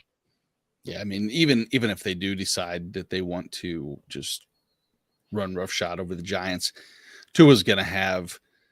I mean, I don't see a week where I wouldn't start Tua, and I know that it was phrased not that you think that he's not a must start, but there is a chance that this backfield just dominates the Giants. But I mean, any given week, and let's be honest, I love the fact that you have Waddle and Tyreek in a matchup that I don't know if Miami, they've shown they don't really care to take their foot off the throat of opposing teams. So something tells me they're going to continue to just run up scores and put the NFL in the rearview mirror. Well, this is the week. If you watch what Tua has done over the year, this is the week for him to have multiple passing touchdowns. He had 3, 1, 4, 1. So this should be like a multiple touchdown week for Tua. And with the Giants D, I mean, it's very, very possible that he could have multiple touchdowns through the air as well. All right. Again, I don't know that this is confirmed that Saquon is out, but would you rather Saquon, a chain, or a Mostert there, Jorge? Oh, a chain. That's it. A chain. Excuse me. A chain. Averaging 8.9 fantasy points per game is the perfect time to buy low right now on Jalen Waddle, Stacey. Let's see. So, I mean, yeah, right now, Jalen Waddle, absolutely. I mean, anybody on that offense, I think, at this point. And Waddle, missing some time. He's been hurt. Give me just 2 seconds. I'm going to pull up some numbers. As she's looking at that, Nate, is it time to buy in on Waddle? Yeah, I mean, I would like to. I've sent some offers to try to acquire. I have been in quite a few spots, so I definitely wouldn't be selling low on Jalen Waddle. I think that the wide receiver 2 just upside, or maybe wide receiver 1 upside going forward is just too great with this offense. So I'm interested to see what stat Stacey has, because I think it's going to back up what we're saying. Yes, and just a fun fact here, I was just pulling up the Miami receiving core stats over here. Do you guys know there are 5 guys on their team right now that have over 100 yards receiving? Did not. Yeah, 5 receivers or 5 different players just in different positions? Players in general. It's Hill, Waddle, Berrios, Sturm, Smythe, and Raheem Mostert. Well, I'll give you another one that's not far behind, and he's only caught 1 pass this year, and that's the chosen one. He's at 70 yards right now with 1 catch. Robbie Chosen. Love it. Yeah, so Jalen Waddle, just so everybody out there here, so he has got 3rd most in targets right now, even that's with missing that 1 game that he was out with that concussion. 210 yards. He is averaging 17.5 yards per reception. We just got to get him in the end zone. That's the only problem right now, is that he doesn't have a touchdown. We haven't gotten to see that Waddle celebration yet. So yeah, I mean, like I got to tell you, I was at a bachelorette party last year at Disney Springs, and football Sunday, and I saw him catch a touchdown as we're walking to brunch, and I did the Jalen Waddle touchdown celebration in the middle of Disney Springs, and I was still sober at that point. So love Jalen Waddle so much. Yeah, if you can get him right now, absolutely. I mean, this guy on one of the best offenses in the league. I don't know why you wouldn't try to acquire him if you can. Jorge, we talked a little bit about this, Danny Dimes, Darren Waller situation, but did we see a little over the last 2 weeks, Wan'Dale Robinson come out party? Is he somebody that you need to start looking at to keep on the radar? If you don't already have him, if he's free, or, if he's available in your leagues, he's somebody that you're putting on, going and making a waiver claim on right now. Last week, 6 targets, the week before, 5 targets. He's not getting in the end zone, but of course, nobody in this offense gets in the end zone, even when they're wide open. I would love to give you deep analysis. Short answer, yes.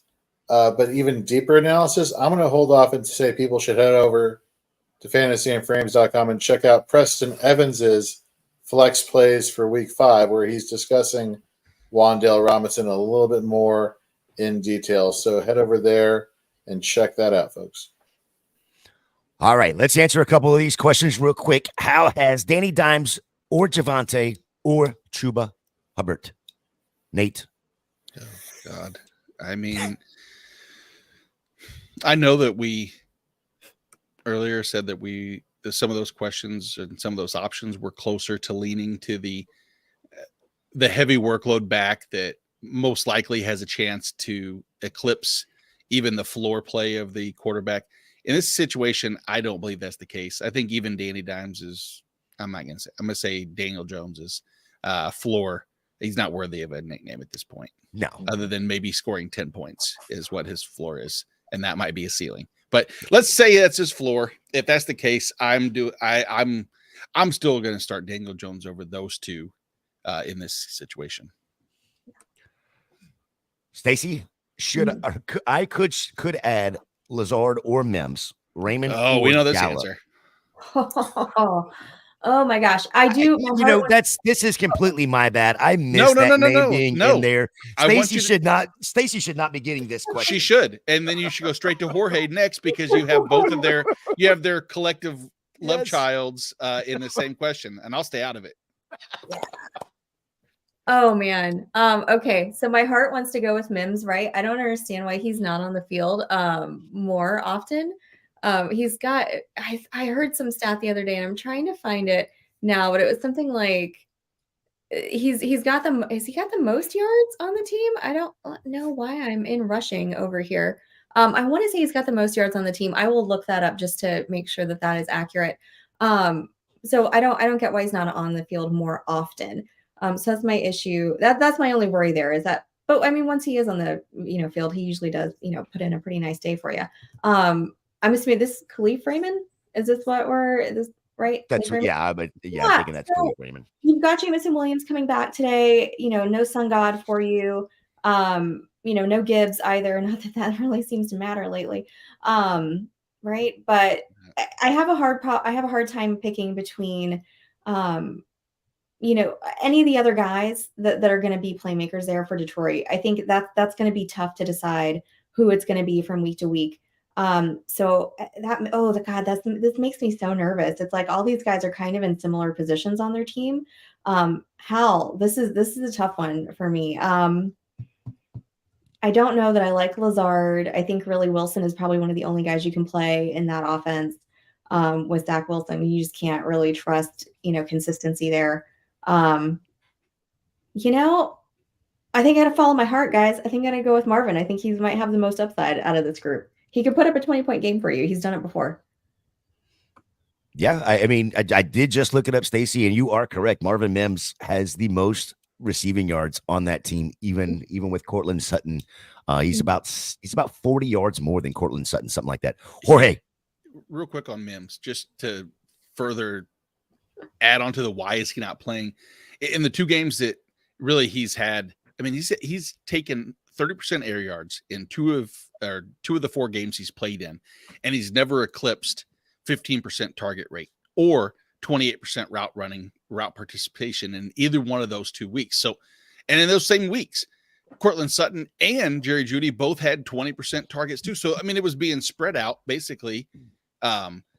Sutton, Jeudy, and Mims just dominated the air yards. So it's one. Let's get him, let's double his route participation and he'll have that wide receiver 1-2 week. Jorge, here's your chance to, there you go. I knew it. I was waiting.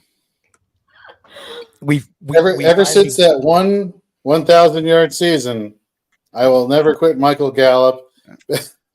In 2007, I remember like I was a baby. FDR was in the White House. He looked over to Martha Washington and said, Michael Gallup is a good play this week. And he's been on Michael Gallup ever since. But I like Michael Gallup. Look, the best 2 weeks, 7 targets, 6 targets, 12.5 points, 8.5 points. Yes, I know. Look, I'm not high on Dak. I'm not high on Dak Prescott, period, this year in fantasy. What the hell has he done? Nothing. I do like the fact that this is going to be a tough defensive matchup for the Dallas Cowboys. They're going to need to get the ball out quickly. And I given the increase in usage in Michael Gallup, I think he can get, especially in PPR leagues, get a pretty good fantasy floor, considering the tough matchup. Okay. The Michael Gallup talk has just gotten me all confused now because I don't even know where we're at. How did we? Oh, here we go. We got to get him out of here. JT, Pacheco, or Madison. Sit one for a PPR. Stacy. Ooh. See, my heart wants to say Madison here because I just haven't liked what I've seen from him, especially now that you've got Akers there. But he is playing Kansas City. I think that's going to be a pretty high scoring game. I'm looking at the numbers for him and Pacheco, and right now, actually, Madison has more receptions than Pacheco does. Really, Kansas City typically goes to McKinnon in the receiving game. Pacheco's more of their rushing guy. So I think, I don't know that I like any of these options because I like both the guy. I like all three players. Probably JT and Pacheco a little bit more, but if you want me to pick one to sit, Pacheco, and I don't like it. I'm going to say Pacheco. I don't like it. Nate, who are you sitting? I hate this because I do not like Madison, but I think I'd sit Jonathan Taylor. I hate to even do that. And it's like, I hate to even recommend that because I know it can backfire bad, but matchup situation, it screams low production, low total touches, and Pacheco against Minnesota. I mean, his metrics as far as elusiveness and win rate, if you want to call it that, as far as getting positive yards and broken tackles, are RB1 numbers. I mean, he's top 15 in each one of those categories, and Minnesota doesn't tackle all that well. But yeah, I can understand that. PPR, JT does not, or Pacheco is not a pass catching back by definition. But I'm still leading JT. I hate it because I want to start him, and I am starting him in some, but I also don't have Pacheco and Madison. Oh, God damn, I hate it because I don't think I would start Madison. I really don't. I would tell myself I don't care what the narrative is, and I would just go with the fact that I hate Madison, and I would do it out of spite. All right, so we're going to have to whip through some of these other games here quickly, but I want to ask Jorge this question. Is it JT, Pacheco, or Madison, knowing that over the last 2 weeks since Cam Akers has come into the fold, and when I say come into the fold, he's now on the team, Madison has gone for 90-plus yards in the last 2 games. Do you trust Madison at this point, or is it still, I still got to see more out of Madison because he was given the opportunity to start with, and he didn't do shit with it? 2.9 yards per attempt. You're sitting Jonathan Taylor. Tennessee's defensive line is too good. Kyron Williams or Breece Hall on a PPR for Jason here, Nate? Man, it's a really tough one. Breece Hall's benefit. The pros, Denver. That usually weighs out everything else. Kyron Williams, 99, 100% involvement with the offense against the Eagles. Oh, man. I'm going to lean. I'm going to say it's going to be the Breece. It's going to be the Breece Hall breakout, and I think that's going to put him over the top, but it's closer than I like it to be. Jorge, half-point PPR, Puka or Ayuk? Puka always. Yeah. Okay. He also has this is going to be a defensive struggle here for both teams on Sunday Night Football. If you're looking for fireworks, this is not the game for that, I don't think. Okay. He also has Mostert or JT as well. So which Mostert. Are you? Okay. Yeah. Stacey, you on board with that Puka and then the Mostert? Yeah, I think so. Although I do worry, not that I don't think that Puka is going to be involved once Cooper Kupp comes back, because I do think he is. But just given those two options, I might tend to lean Ayuk just a little bit more. And then Mostert for sure. Nate, did we get to the must starts out of the Giants Miami game for IDP side of the ball? No, I'll run through them real quick. As far as the Giants, the upside is that with no Tron Armstead, Thibodeau is an improved play. Bobby Okereke is always solid at linebacker. I think that Micah McFadden has had up and down weeks per se. But the backfield, Jason Pinnock, he switched with Xavier McKinney, and McKinney was staying back. Pinnock was coming more towards the box. In this particular matchup against Miami, I don't know. I think they both stay back. I think they play too high than anything else. So I like both. I don't love both. And then from the Miami side, if Jalen Phillips plays, I'm starting Jalen Phillips. If he doesn't play, then that's where Jorge earlier was talking about Van Ginkel and his production. Van Ginkel's production has been the height is really heightened when Phillips wasn't in. But the ancillary effects is that it was on David Long. So the linebackers, then what they've been doing is they had moved when Phillips was out. Van Ginkel played a lot more, I would say, comfortably for the Dolphins, where they trusted David Long in the at linebacker. But that's been the shift. And this is, for people that have Jerome Baker has been playing exponentially worse each week. He's missing his holes. He's missing his just tackles, just in play in general. You don't see the pursuit as what we've expected.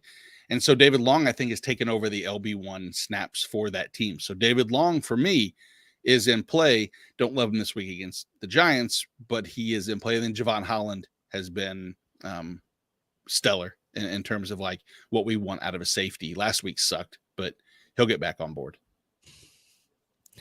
All right, we are moving on to New Orleans at New England. New Orleans is favored by a whole half of a point.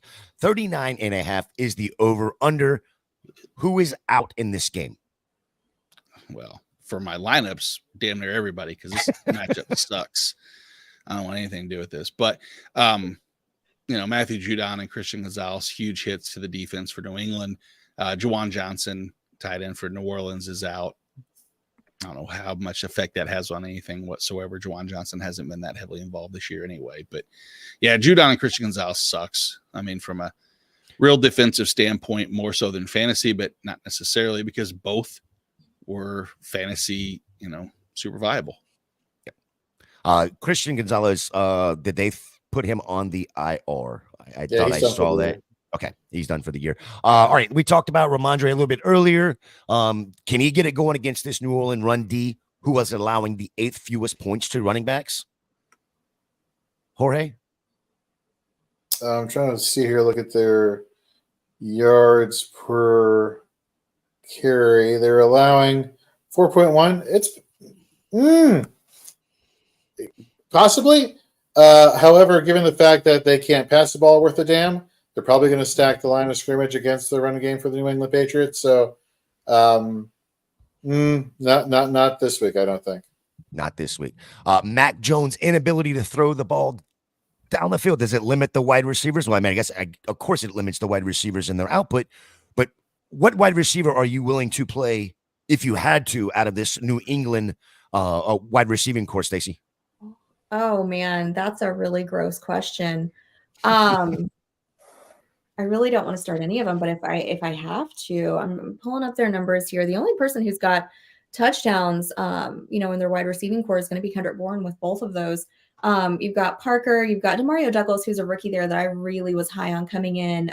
He's actually got over 100 yards there and 9 receptions. So it seems to be, getting added into that offense.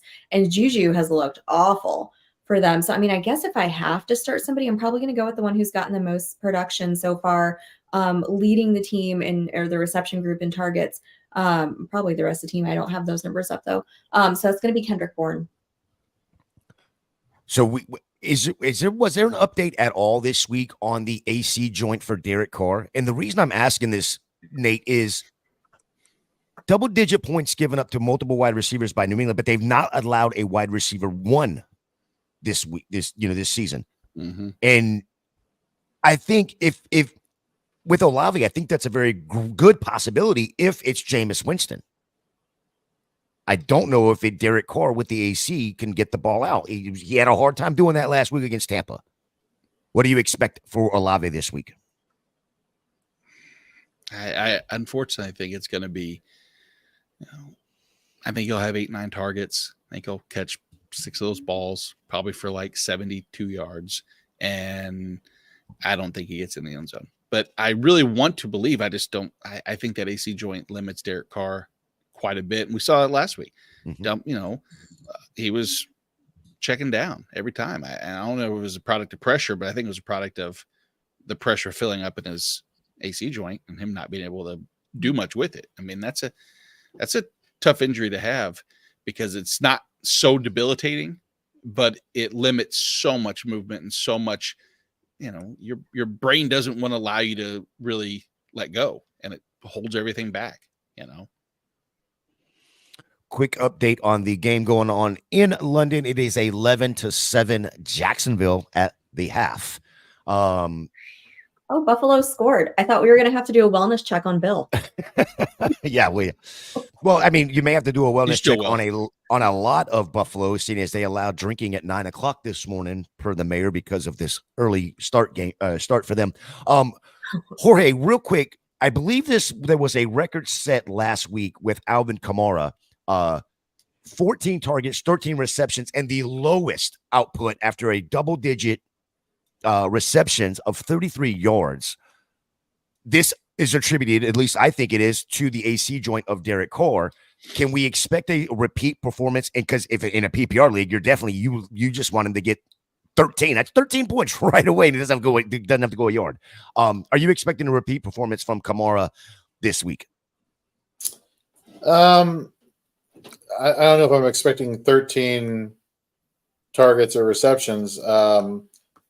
I want to go back and I want to look at his yards per carry. Again, sticky. It's not a sticky stat. Whatever. People will say it's yards per reception, yards for this or that. Yards per carry, contact per run. I still think this is going to funnel through Alvin Kamara. Kamara is going to get the volume. I'm not worried about Kendra Miller.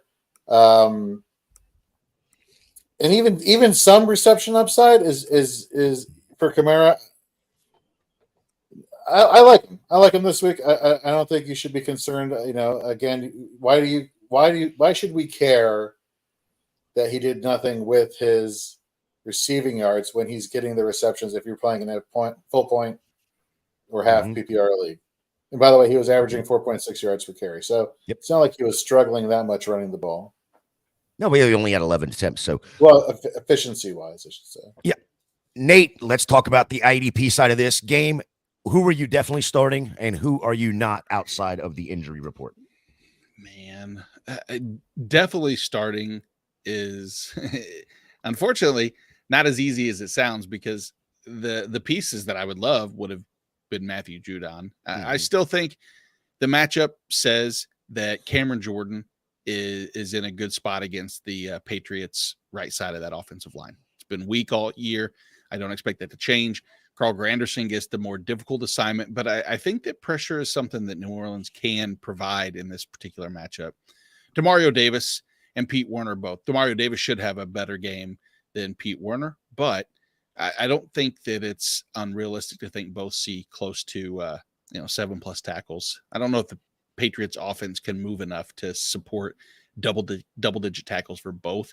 Nobody in the secondary for New Orleans I love in this particular matchup. As far as from the Patriots side, what we saw is that, or what we think we're going to see is that somebody's going to step up in need, and they usually do in New England. They're usually well coached, and so the one thing that happens is next man up mentality, and that's going to be either Keon White, Josh Uche. I think Uche last year was the overproduced, like his sack totals versus his pressures were incredible.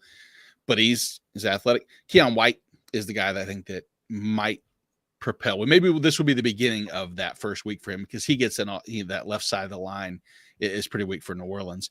And then Kyle Duggar is another name that we've mentioned. He's playing closer to the line of scrimmage. Last week we saw that with double-digit tackles.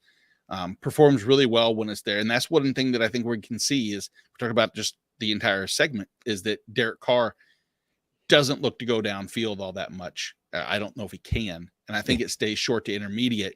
And that could, play really well for Kyle Duggar. So I'm pretty high on Kyle Duggar. Jorge, anything to add IDP-wise to this game?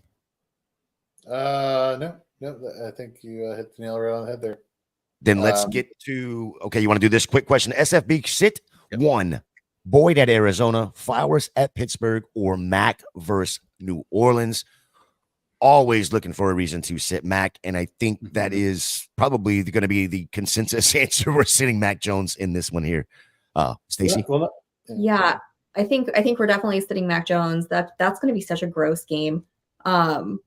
Yeah, I don't want any part of that. I was just looking up some numbers for the next question that we have, but part of that goes into Mr. Scampers. So Flowers versus Pitt, right? We were a little, at least I was a little concerned about CJ Stroud last week against Pitt. I saw what he and Nico Collins did to them, and I'm not concerned. So Zay Flowers leading their team right now, 24 receptions, 244 yards. We just got to get him in the end zone too. Yeah, I love Zay Flowers, so please don't sit him. Boyd against Arizona, no T. Higgins. I don't like that Cincinnati offense right now. That's not great. So I think out of that group, though, you got to sit Mac. Jorge? So the Saints are allowing the 28th most first downs, and we're talking about Scott Fishbowl scoring, so I think that plays a huge role. Coincidentally, Arizona is allowing the second most first downs. So I'm rolling with Tyler Boyd actually this week. I think this is a get right game for the Cardinals. What would the question is? Sit one. Oh, yeah. Mac Jones. Sit down. Okay. Sorry, sit Mac Jones. Yeah. And Nate, you're on the sit Mac Jones as well train here. Yeah. That game is gross. I think the 39 might be. I'm probably taking the under. Yeah. Yeah, I don't hate that. Start two in a PPR: Romeo Doubs, Marquise Brown, Zay Flowers. We know Stacey is starting Zay Flowers.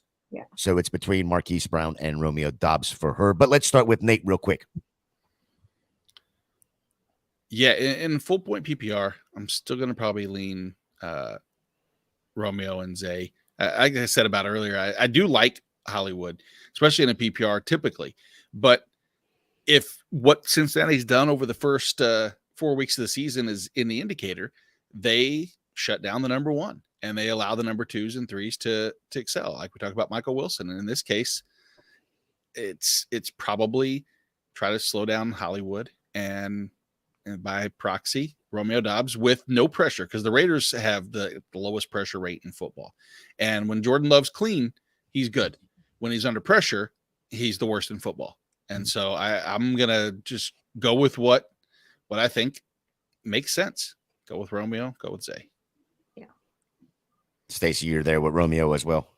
Yeah, I'm there with Romeo. Like I said, I was kind of pulling their numbers. All these guys, are right there in the 20s in the range for receptions, around the same amount of yards.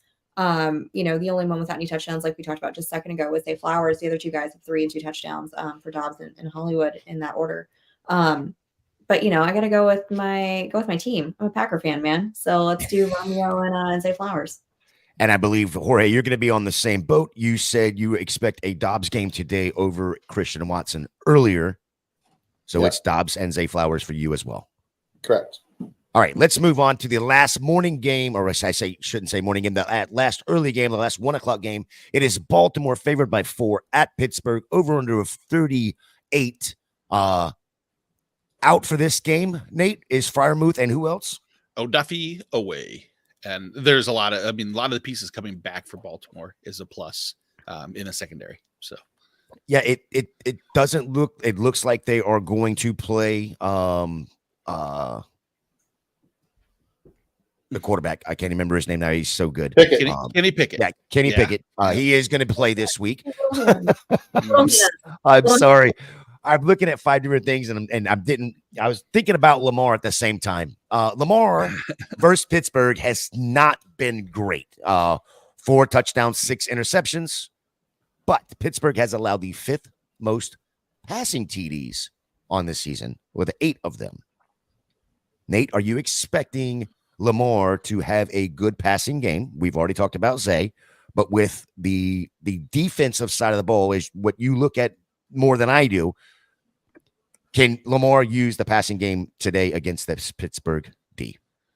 Yeah, the biggest thing earlier is, like I said, with Ronnie Stanley coming back, and I think it's Linderbaum's back, he should have more time against a really, really nasty Pittsburgh front line as far as pressure goes with Highsmith and TJ Watt. But Lamar's biggest benefit, as we said earlier, has been his legs. I mean, he's 200 plus yards rushing on the season so far.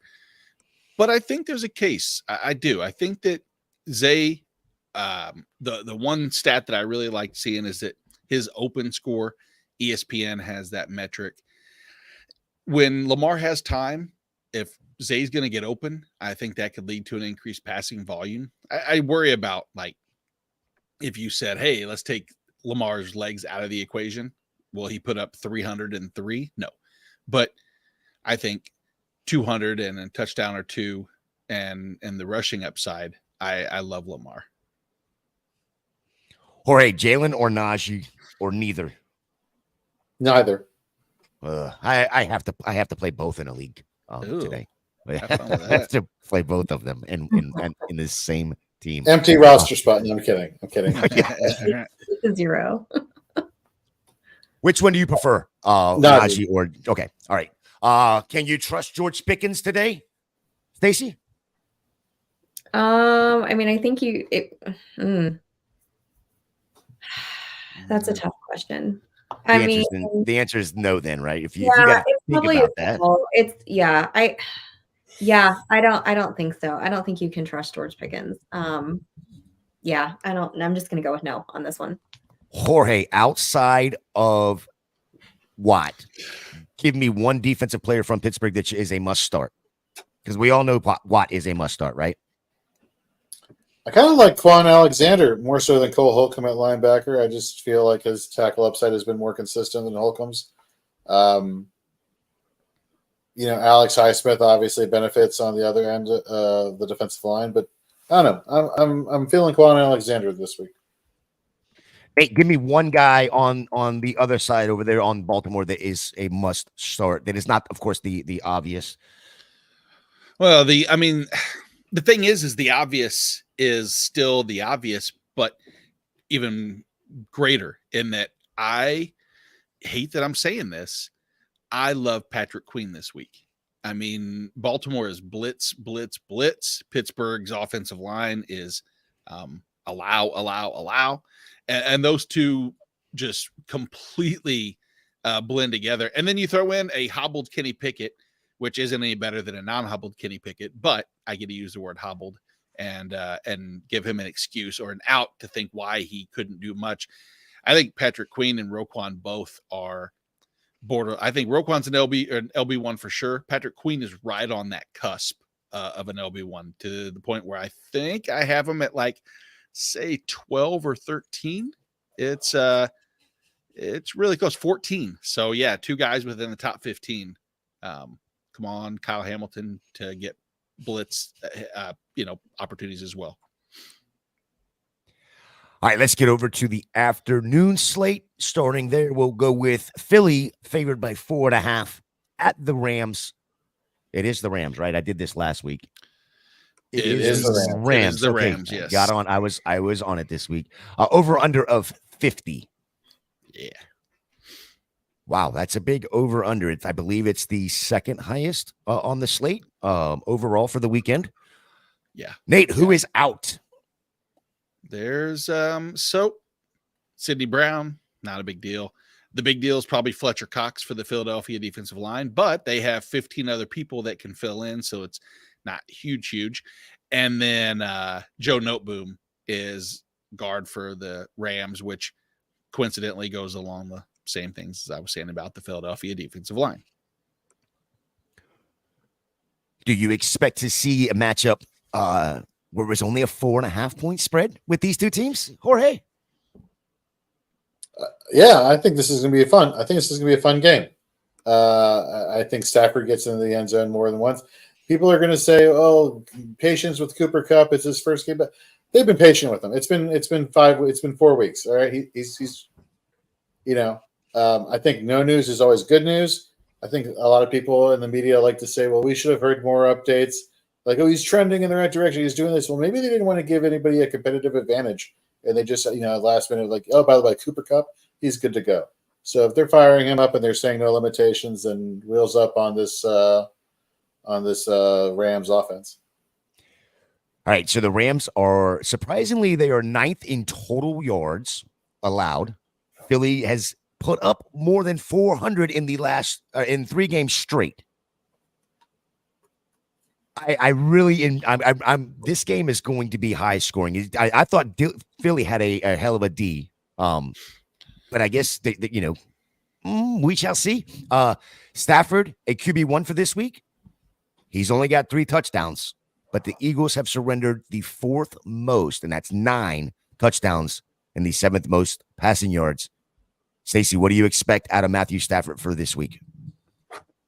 Yeah, I mean, I think he definitely gets in the end zone. I think Cooper Kupp gets a touchdown here, kind of like a little welcome back, party for him.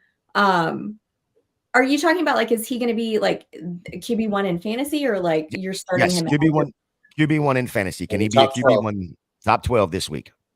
Top 12? Maybe just with the potential for it to be high scoring. I don't like that he does only have 3 touchdowns. He's got 5 interceptions too on the year so far. It's just not great. But I mean, I think there's potential. He could sneak in, bottom half of that potentially. I do. I feel like this is going to be a big game for Cooper Kupp as well. Yeah, I mean, I think I'm going to say I'm cautiously optimistic that he could be a QB1. Let's put it that way. Kyron is off the injury list. Nate, you sliding him right back into your lineup, right? Yeah, you have to. Production's too high.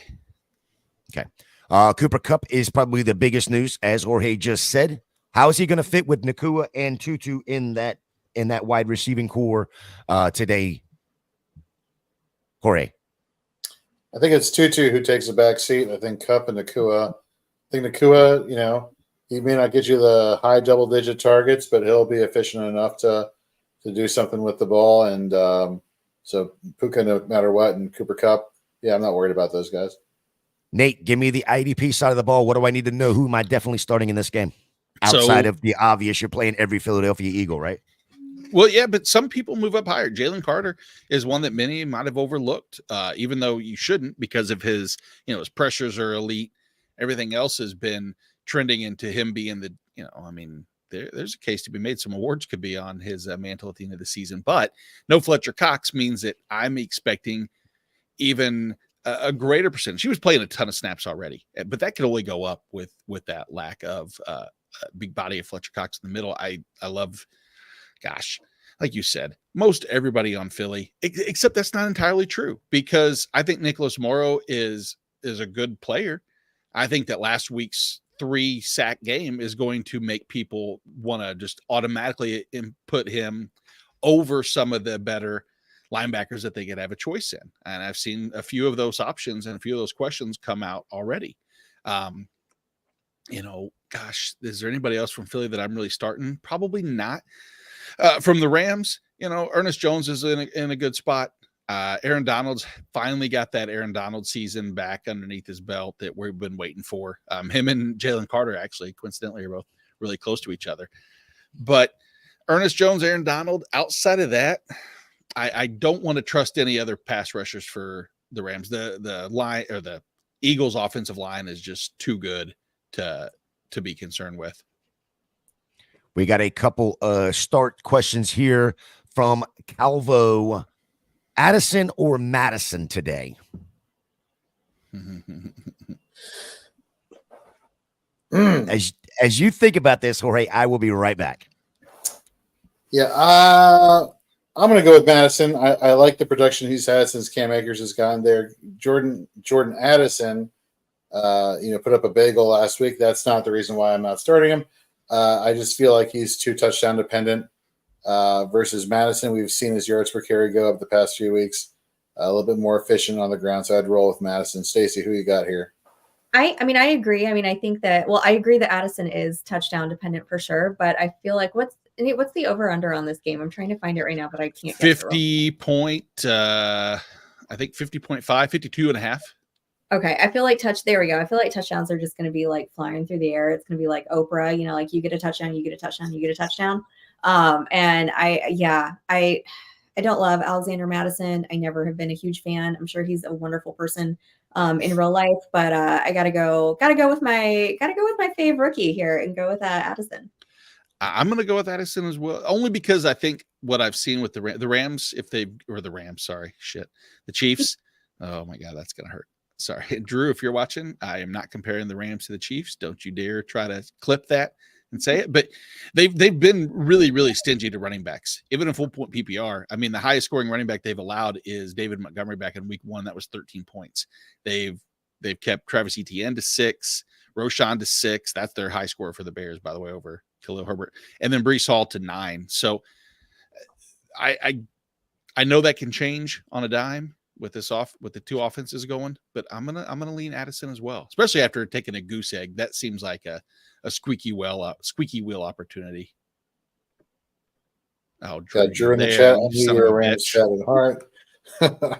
I'm burning on my Rams question. shit. Yeah, next question. Puka Nacua, PPR, or Brandon Ayuk this week? Let's go in reverse order. Nate, who you got?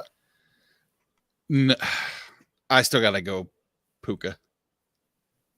Stacey? Yeah, I'm going Puka. But just because, again, I think I actually looked at the over-unders here. They're not too far off. It's like 50 for the Rams game and then like 45 for that San Francisco Dallas game.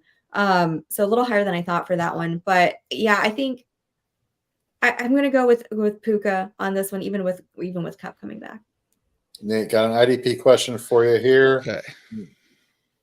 Jalen Carter, Will Anderson, or Dexter Lawrence have to pick 2. Jalen Carter and Dexter Lawrence versus Will Anderson. I would probably rather take Will Anderson. To trust in 2 interior linemen, Ken, is a tricky situation. So I would go Will Anderson and Jalen Carter. Let's hope for that Will Anderson. I'm going to say breakout game because I don't think he's had it yet. And of course, we have a smart-ass comment also from Ken. Also, Stacey, I didn't remember. Did the Braves play yesterday? Ken, how are the Mets doing in the postseason? I'm just curious. Did they? Oh, they didn't make it. Oh, that's right. Yeah, they didn't. The Mets. Yeah. The Mets. It's bad. Ken, you can't give us a hard time about our Braves when your team is a verb. Yeah. They Metsed earlier than normal this year. We do have a collective hatred towards the Mets, so there's something we can share common ground. And if I was asking Ken about a memory, since his memory seems to be bad, my guess is he remembers Carlos Beltran striking out to Adam Wainwright, a Georgia native. So at least you have that little correlation as well. Ken, do you remember that? Because I do, and it was actually I have a little piece of that behind me. That if you need me to demonstrate anything, I can show you the strikeout. He was caught looking. So he was caught looking. Yeah. Yes, they do. They're bad. They are bad. They're bad on every front there. You guys ready to move on to the next game of the slate, which is Cincinnati favored by 3. I don't know if we ever thought that we would say Cincinnati is only favored by 3 going into Arizona. Over under of 45.5. Who's out? Nate. Well, T. Higgins is by far the biggest name.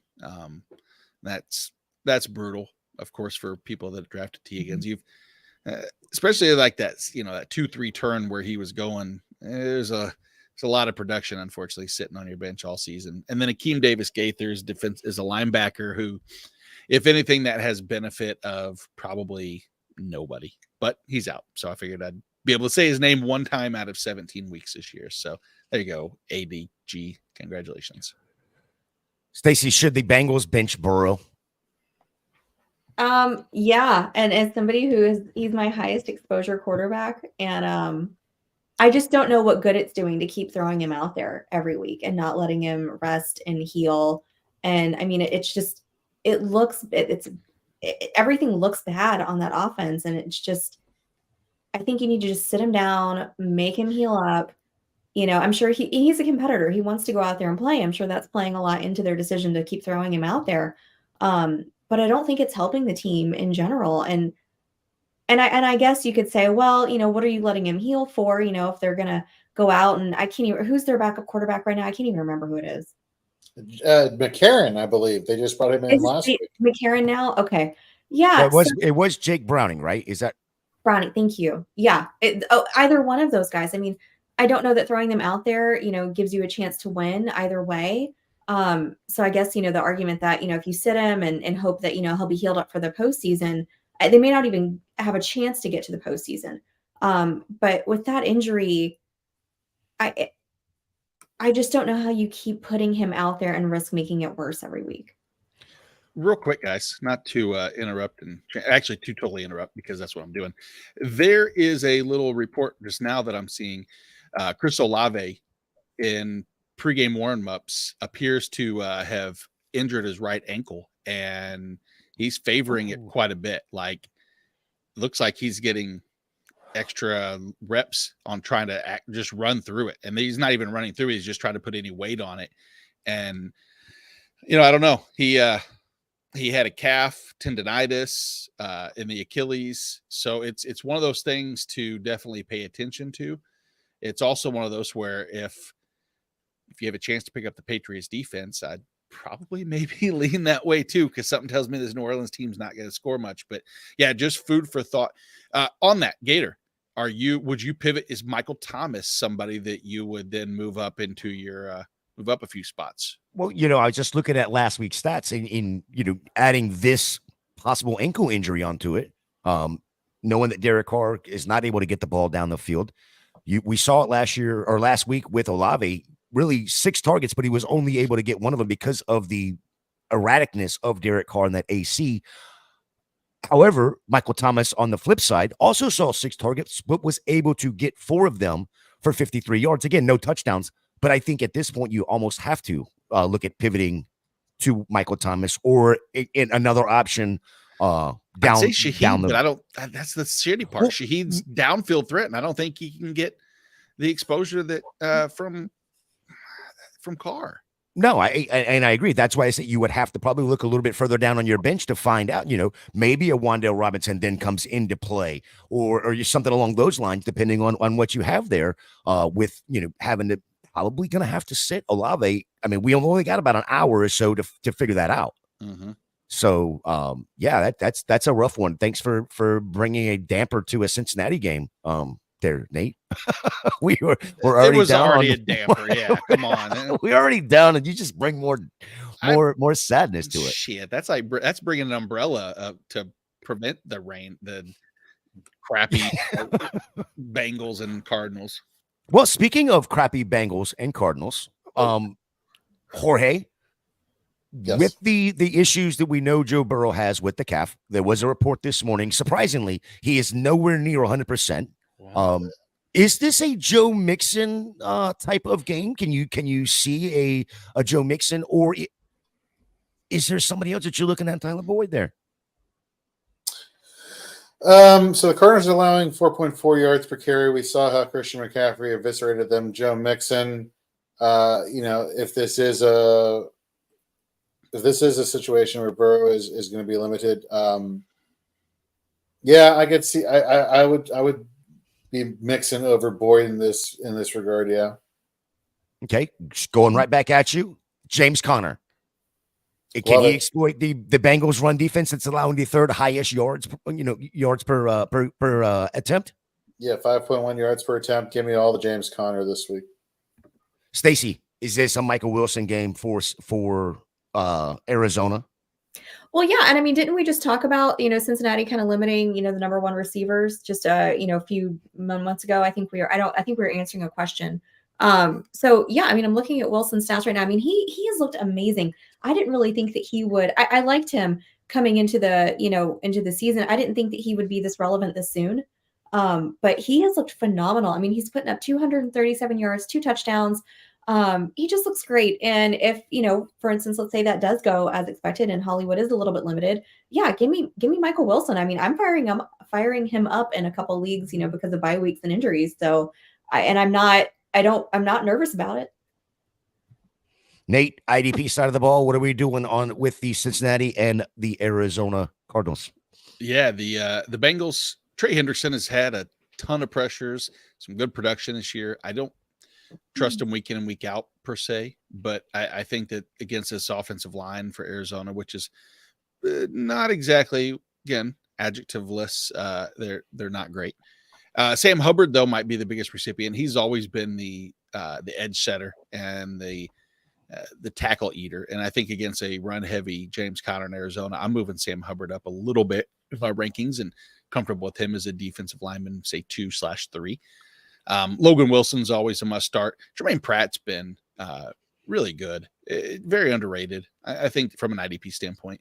I think that one, if not both, are in your starting lineup. I don't know if I want anybody from the Arizona Cardinals, like defensive line per se. I worry about, man. I don't. You know what? Let me backtrack real quick. I don't want to leave off Dax Hill.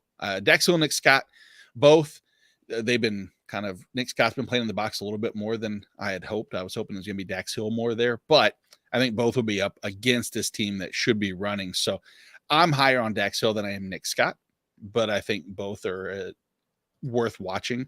And on the other side, like I said, Arizona, there's nobody on that line. I don't care too much. Zaven Collins doesn't impress me. I think Kazir White's in a really good spot. I think he'll eat just over the middle of the field, especially with Joe Mixon. And then Kayvon Wallace is a safety that is a must start in this matchup. Should be at the line of scrimmage, playing tons of box snaps. He will have plenty of opportunity to catch, I say catch, prevent catches or hopefully tackle anything short to intermediate over the middle, Mixon and or Chase on those short if Burrow can't throw the deep ball. All right, before we get into these last two games of the 4:00 hour, going back to the Olave question of the injury, how has Rice or Olave in a full PPR, Stacey? Do you comfortable starting Rice? Yeah, and I'll tell you why. Just because of everything that we just said about Olave, that game's going to be terrible. We don't need to beat that into the ground again. But yeah, not going to be a great game for Olave, probably. So I'm looking at the numbers for Rashee Rice here. Do you guys know that he leads the Chiefs? I'm sure Nate knows this, but he leads the Chiefs receivers in targets right now with 18. He's got 140 yards and he's got the touchdown there. So, if you've got to choose between those two, again, you go with Rice. He's a higher scoring game, and he's out of that group of Kansas City receivers, which you kind of never know who it's going to be that week. It looks like his numbers, are the best out of that crew. Mm-hmm. Jorge. Jay says, good morning. Another gross flex question. Marvin Mims or Josh Downs with an incredible matchup. Marvin Mims. Josh Downs just hasn't been producing. Give me Marvin Mims. Nate, you're on the Josh Mims. I mean, you're on Marvin Mims there. That would be the easier answer. Combine the two. Hope for some big plays from both. Yeah, I think that it's like Stacey said from week one before. Marvin Mims will eventually get integrated into this offense, and even if it's not at the clip that we want to see, his production when targeted and with the ball in his hands is just it's got to be too good to overlook. Even a Nathaniel Hackett-less offense should be able to see and respond and understand to that, but we will see, right? Nate, did you just have some other injury news that you wanted to Jalen Phillips is out. He was ruled out for today. Ancillary effects for the Miami Dolphins are that when Jalen Phillips is out, David Long has been pretty much an elite LB 1/2. So move David Long into your lineups if you were debating between him and a comparable player. All right, let's get through these last two 4:00 games real quick. We got the Jets at Denver. Nate, are you sure that Denver is favored by 2.5 in this game? With right. a 43.5 over under. I said the same thing. I was like, that. How bad is it that the Jets come in, they give Kansas City a run for their money, and Jorge's talking about is Zach Wilson a viable quarterback against Denver, which he somehow got Carrie to agree with, and she's talking about Zach Wilson. And so I threw her phone out the window and said, "You're never listening to Jorge ever again. You're done." And she now thinks that Denver's defense is so bad that even Zach Wilson can be a QB2. I don't think she said QB2. I think she just thinks he could be okay because she listens to Jorge so much, which is Jorge shit is what that is. I was wondering, Carrie was in the chat for a good little bit last week, and then all of a sudden She was gone, and now we know why you threw her phone out. Okay, makes sense now. She was still holding the phone when I threw it. Wow. Just kidding. Wow. Just kidding. DJ Reed is out for this game for the Jets. Anybody else of significance? All right, then. Oh. How do the Aaron Jets? Rodgers, does that count? Is that still a thing? That's still, yeah. Well, yeah, he's still out. We'll leave that one alone for right now. How do the Jets exploit the Broncos D? Is it a Breece Hall breakout game, Jorge? Yes. Or do you believe Zach Wilson still can produce? Carrie is dying to know. I know she's over there on Facebook dying to know. Why can't it be both? Ooh. Why can't it be both? Tell me. The Broncos are allowing 25.3 points to the quarterback position. You know, the toughest matchup Zach Wilson will ever face was last week in terms of pressure on him. He should be riding with more confidence this week. I think I don't see why it can't be both. Zach Wilson having a good QB2 performance this week. I'm not saying he's going to be a QB1 top 12, but I think he can be a very serviceable QB2 and definitely for the matchup, a must-start Superflex. Yeah, Nate, since week 2, and I know Miami is going to skew this number, but since week 2, Denver has allowed 55 points, fantasy points per game to just running backs alone. Yeah. Do you expect the Breece Hall breakout game? Do I expect 55 points? Probably not. But do I expect Breece Hall to hopefully, this is the hope. This is where we all have, or what we all have before it's taken away from us, is hope that the Jets do the right thing and just pound the ball with Breece Hall. What we probably will see is they will trust in Zach Wilson like Jorge does, and he'll dink and dunk and looks terrible. I'm sorry, Jorge. I'm not knocking on you. Just Zach Wilson's not that. He's not that guy. Not that guy, man. Not that guy. Saying, Welcome. It's a good matchup. Welcome in, Drew, from the Fourth and Frames on Wednesday at 9 p.m. One of the co-hosts over there. How you doing, sir? Doing well, man. How are you? Happy belated birthday. Appreciate you. We're sitting here talking about the Jets and Denver game. So I'll send this next one directly to you. How are you feeling about Jaleel McLaughlin there? Well, is he gonna eat into some of the passing work there? The Jets have allowed the sixth most rushing yards, but can Jaleel McLaughlin break in and do something against this vaunted Jets D? Yeah, really excited about this game. Can't wait to share my thoughts with you.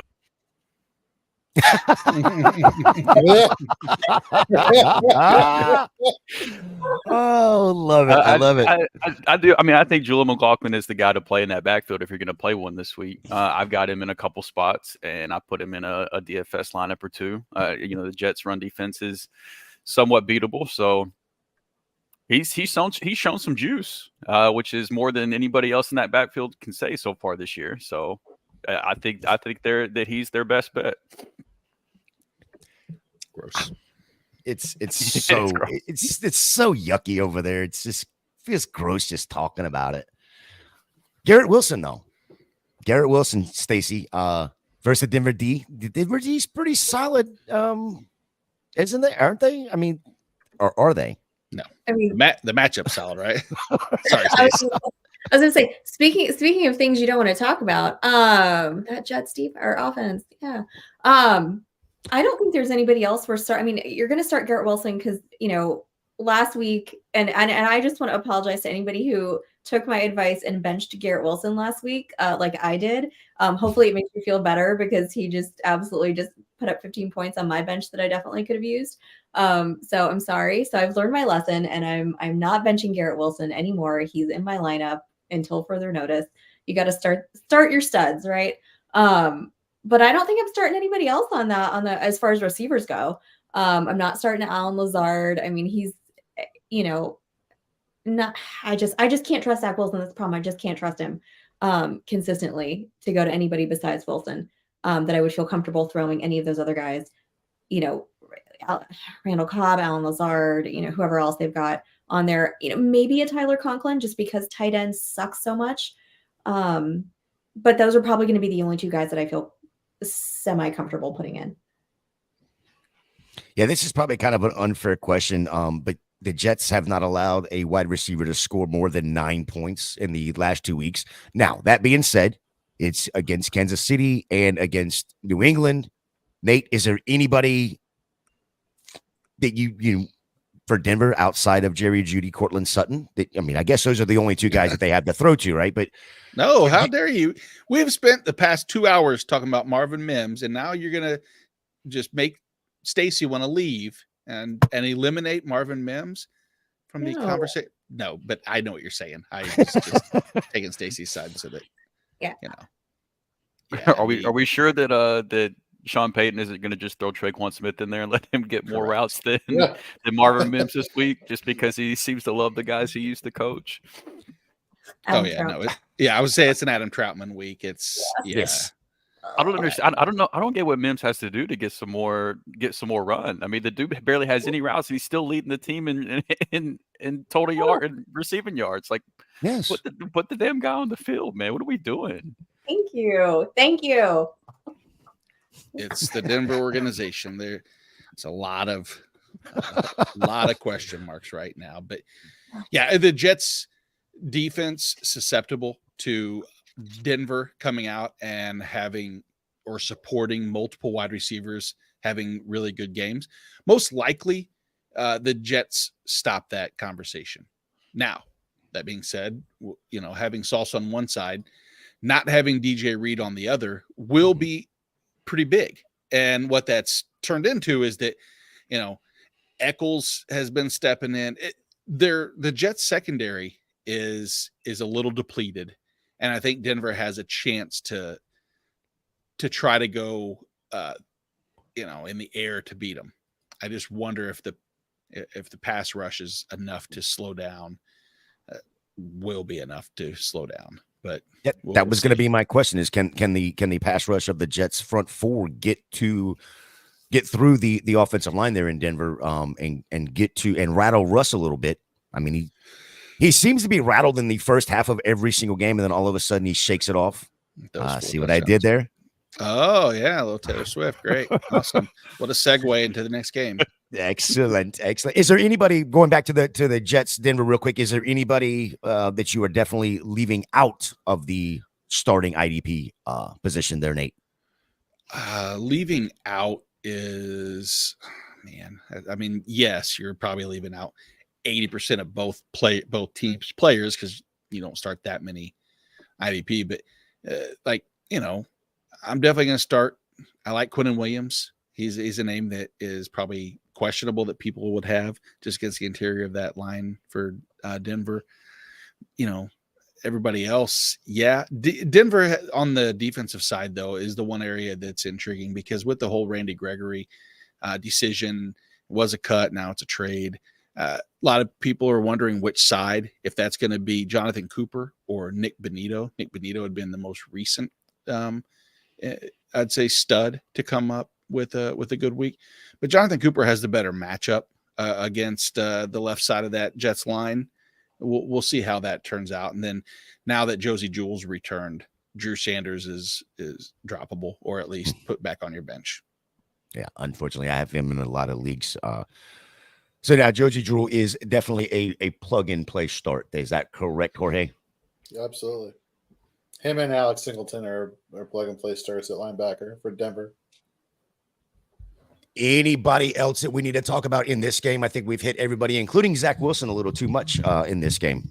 Yeah. Right. Kerry is fixing to throw me and my phone out. Let's get over to the highest scoring game on the slate, and that is Nate's very own Kansas City Chiefs, favored by 3.5 at Minnesota, over under a 52.5. Mahomes has defeated every team in the NFL except one, and that is the Minnesota Vikings. Is today the day that changes, Drew? Yeah. Yeah, I think so. It's just wild to me that he's going to accomplish this early in his career. Like that's insane, man. It's usually something like 15, 16 years into a quarterback's career you hear that stat start getting thrown around. Mahomes and Andy Reid, man, that's such a special pairing that I'm just glad that I've gotten to experience. But yeah, I think Kansas City handles business today. The Minnesota defense is just not. I think it could turn into a shootout, and I like Kansas City's defense a lot more than I do Minnesota's. So if there's an offense, I think it's going to eventually end up being slowed down. I think it would be Minnesota's. Jorge, You guys had to guess who the 4 people were. Sorry to interrupt. no, go ahead. Name the 4 quarterbacks who have achieved that feat besides, hopefully after today, Mahomes. Brady. I'm going to say Peyton, Brady. Yep. Peyton. Um, Stacy, you should get this next one. Roger. Nope. Brett. Aaron Brett. Rodgers. Nope, Oh, Brett. not Rodgers. Just Brett. All right. And then I'm going to say the other. You said Manning. You said Manning. So Okay. it's Manning, Brady, Favre, Elway. and nope. Ooh. Oh, Montana. Nope. Ooh. How about Drew Brees? okay. There you Okay. go. All right, Jorge. The Vikings blitz 55% of the time on their defensive side of the ball. Mahomes has the best QBR versus the blitz. Do either of those things change today? Is Mahomes just going to be able to just pick the Vikings apart when they blitz?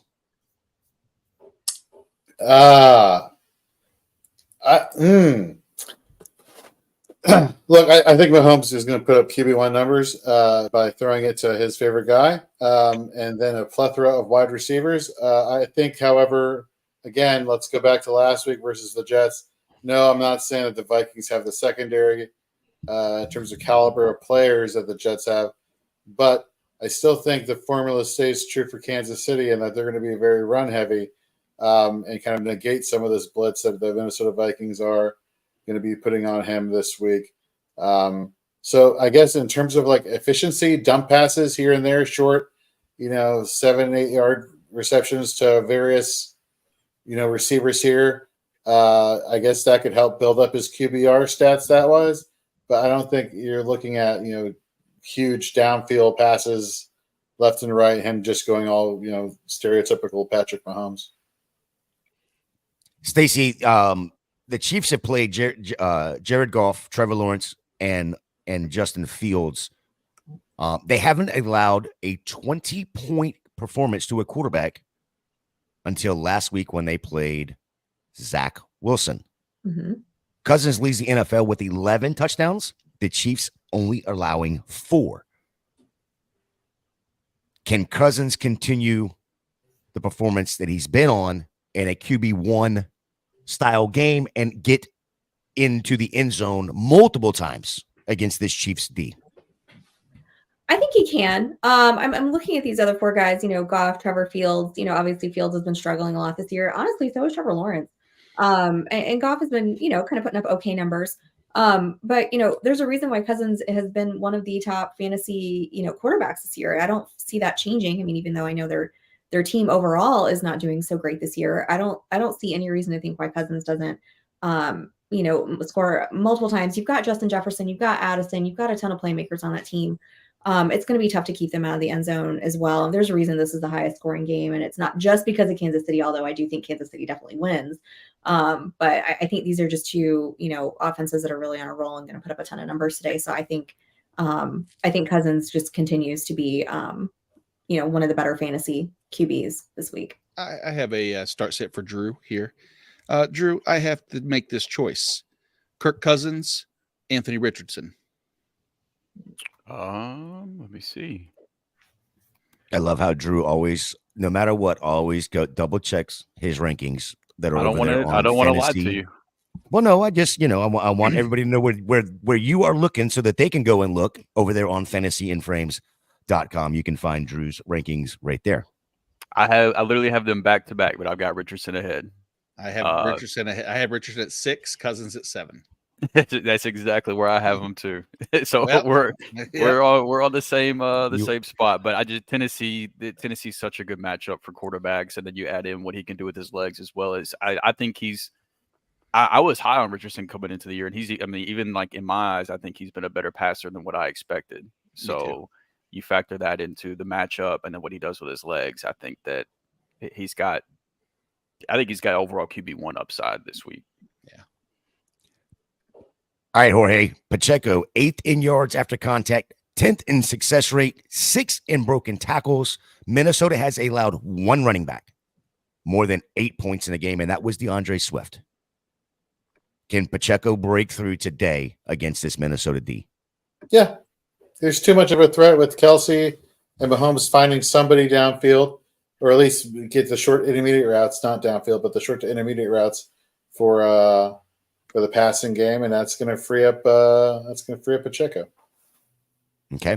I'm going to combine these last two questions for Drew. Minnesota's allowed multiple wide receivers to score double-digit points in 3 of 4 games. Who will it be, and will they outscore Jordan Addison?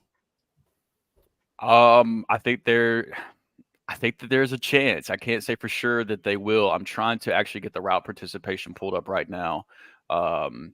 That's what I was working on doing. The receiver I want to start this week is Rashee Rice. And I think this could end up being the breakout game for him. If I look at just last week, I've almost got it pulled up here, so bear with me. But the route percentage for Rashee Rice is starting to climb up. He's only like 3% short of both Sky Moore and Justin Watson now, who were well ahead of him, the first several weeks into the year. He's starting to trend up a little bit more. Whenever he has been on the field, he's been making some plays. So I think this could be the week where if he's running more or the same amount of routes as Sky Moore, I think he'll be more productive with the routes that he gets. So Minnesota's given up the most points to the wide receiver position through 4 weeks so far as fantasy purposes go. So I like throwing a dart at Rashee Rice. I've got him in a few DFS lineups this week. Nate, Jorge, I'll let y'all figure out which one wants to take what side or whatnot. But IDP players out of this game that are must starts. After you, buddy. Well, Nick Bolton should be back in the lineup, so I think Nick Bolton is definitely somebody there. Chris Jones, another, granted he's interior defensive line. We all know Chris Jones how good he is. So Chris Jones, Nick Bolton. With Nick Bolton down, that means Drew Tranquil. His productivity should go down because Bolton's back. On the flip side here, for the Minnesota Vikings, I think Ivan Pace is a good LB2, LB3. Daniil Hunter, edge rusher, is a DL1 every week. Cameron Bynum at defensive back, safety for the Minnesota Vikings. Nate, am I missing anybody else? That's the hard thing with Minnesota is their value. So Pace's value, Hicks's value, well, maybe not Hicks, but Pace, Harrison Smith, all tied to the blitz, that heavy blitz percentage, and they've been successful. Harrison Smith, 3 sacks last week.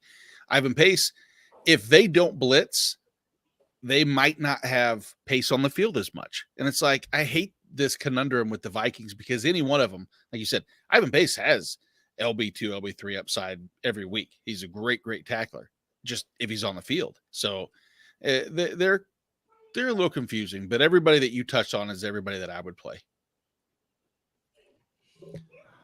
All right, so we shall move on to the Sunday night game, and that is Dallas at San Francisco. San Francisco favored by 3.5. 45 is the over-under. Elijah Mitchell is out, and Peyton Hendershot is out. Is that the only two that matter, Nate, that we need to know about for this game? Yep. Brock Purdy versus Dallas. Purdy has excelled versus man coverage. Dallas plays a lot of man. Dallas has second most interceptions, but Dallas doesn't have Trayvon Diggs. Is it Trayvon? Is it Trayvon Diggs? Mm-hmm. Yeah. Do you see this being an Ayuk or Debo game, Jorge? If I had to pick one, it would be Ayuk over Debo. Debo's still banged up with that. I believe it's a rib injury, but should be good to go. That being said, that front four for Dallas, or at least those edge rushers for Dallas and the linebackers, I'm staying away from Debo helping win the running game. I think there's only one running threat you need to worry about, which is McCaffrey. And I think the edge rush does get to Brock Purdy. And he'll have no choice to go to, again, his first read still on the season is Brandon Knight. Brock Purdy has not thrown an interception yet this year. And like I said, Dallas has the second most. Nate, is Brock Purdy throwing one today for the first time this year? Yes. It's going to be to Leighton Vander Esch. Wow. How's that for prediction? Okay. Well, I certainly hope so because I'm starting him against you, Nate. So Starting Vander Esch? I think so. Yeah, I need to look at my. Well, now she is. Vander Esch, surprisingly, is so. If you look, and I mean, maybe this is a case to be made against him as an interception too, but he's allowing 0.2 points per drop back in coverage. So as a whole, now he plays a lot of coverage snaps, but not as much as others, but he's allowed a total of 15 yards, if I'm not mistaken, against on total targets. So people just don't try him over the middle, but it feels like this is one of those situations where they do. I can say this is the clairvoyance. Pass, Micah Parson or Osa gets their hand up, tip, Vander Esch is right there, catches, it goes down, and Stacy beats me by 3 points, and I'm livid. But I also put up 100 points on Thursday between DJ Moore and Justin Fields. So you better hope for Leighton Vander Esch to have about 13 interceptions if you want. I wasn't going to mention the matchup, Stacey. I was trying to be humble. You had to throw your drop the gloves, didn't you? Yeah. I did. And like my poor little team over here, like finally expected to score a high amount of points. And you had to go and start Fields and Moore against me. It's just so upsetting. Yeah. Drew, CMC and Pollard, are they both must starts this week? Yeah, absolutely. CMC's running back 1 for me on the week. Pollard is running back 5. Yeah, I mean, those guys, you don't ever take them out of your lineup. So yeah, you're starting both of those. And then just to piggyback off of what Jorge was saying about Ayuk, you had mentioned, Gator, how much man coverage the Dallas Cowboys use so far from last year to this year against man coverage. San Francisco, Brandon Ayuk has a 30% target rate compared to Debo 17%, and then Ayuk has a 2.89 yards per route run versus man compared to Debo's 1.17. So as Jorge said, it does look like to be a good matchup for Ayuk today. Well, I'm glad you brought up Debo there. After last week's 0 targets and 0.6 fantasy points, how do the 49ers incorporate Debo into this week, Stacey?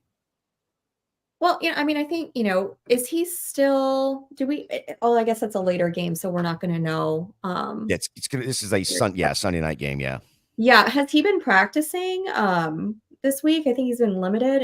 Are you guys seeing the same things I am? I am looking at it right now, and he's been limited. He got a full practice in on Friday. So he's trending in the right direction at least. Yeah. So, I mean, he leads their team in targets, right? He's got 26 targets, 17 receptions. He's coming in at 247 yards right now. I mean, he's Deebo Samuel. But as long as Christian McCaffrey's there, I mean, I think that kind of limits his productivity for our purposes in fantasy. So I don't expect another game like last week for him. They're going to bring him back into the game. He's going to be getting what he typically gets.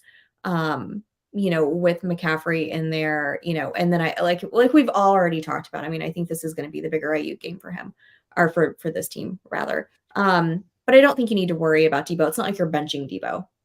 Yeah, Ed Werder from ESPN about an hour ago put out, I've been told the 49ers wide receiver Deebo Samuel is improved, but still not 100% because of the knee injury. He will undoubtedly play. The question is, how much will he contribute? So he's going to be out there. Yeah. Nate Preston is rolling the dice today. He is throwing in Michael Wilson over Olave. I believe this is due strictly because of the injury that Olave sustained in the pregame warmups. Mm-hmm. Are you good with this? I mean, I would feel better if Olave was just ruled out and he didn't try to play, because it's these type of situations that always lend to him coming out, doing the heroics. Now, granted, with Derek Carr, heroics is, like I said earlier, probably 6 for 72 and no touchdowns. I coincidentally went on here to check Olave, and you know whose name is streaming on Twitter as like one of the top trending, I guess is the right term, Rashee Rice. You guys have been talking about Rashee Rice. Maybe Rashee Rice is the name that if you have a chance, I don't know if he'd be available or not, but that's a name that I'm looking at right now that I'm making some moves where I have Olave to put into my lineup, but it's getting close. Gator, I'll let you move on, buddy. It is absolutely getting close to the setting your lineups here. Speaking of targets, Jake Ferguson is in our tight end 1 range. No touchdowns to this point. Can he get in the end zone, and does he stay as a top 8 tight end in your in your rankings, Drew? He's tight end 9 for me. So I mean, he's just outside of that, but he's a tight end 1. I don't think he's a very extremely talented player. I don't think he's that special of a tight end, but Dak loves throwing to him. So it doesn't really matter how good he is, because we're just begging for somebody at that position to get targets with a chance to fall into the end zone. So with the number of targets he's had, I mean, 3 out of 4 games, he's had at least 7 targets.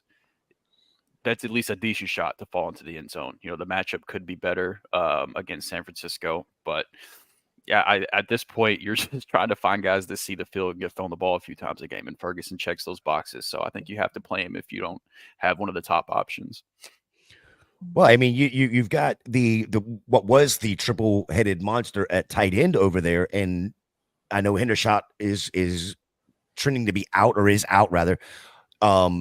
But when you look at the targets, I mean, it's Ferguson and then nobody else. The other two are just on the field here and there.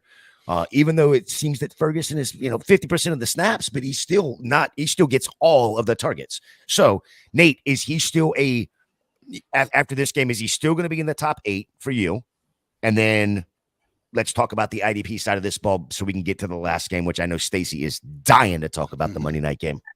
Yeah, I mean, going forward, he's right there. I look at the guys below him, and it's like Higbee, Kincaid. I mean, do we want to throw Pitts or Komet or Ertz?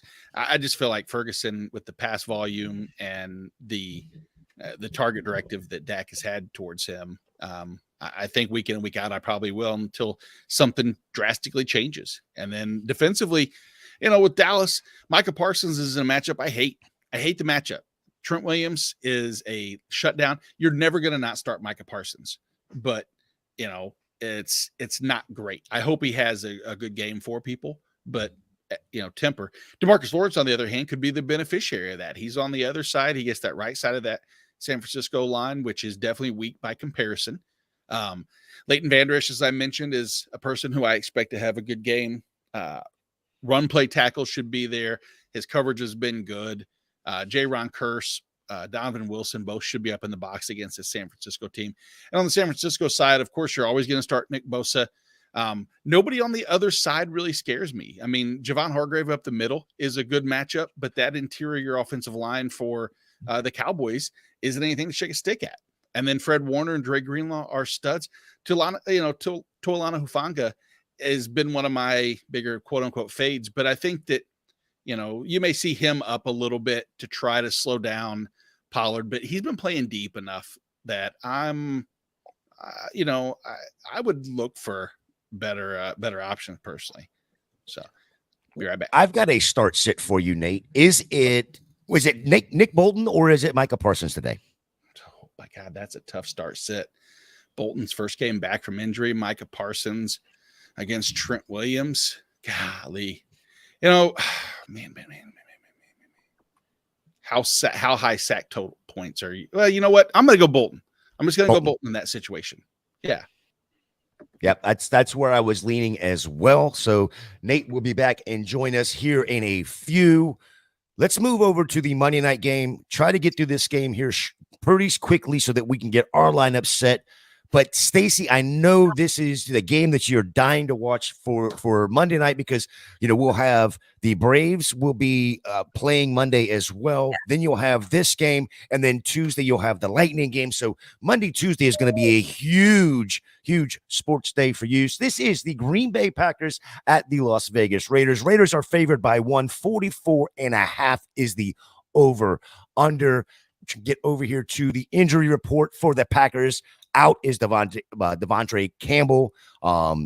Questionable still is Aaron Jones with a hamstring. Jair Alexander, Eric Stokes, and Rudy Ford.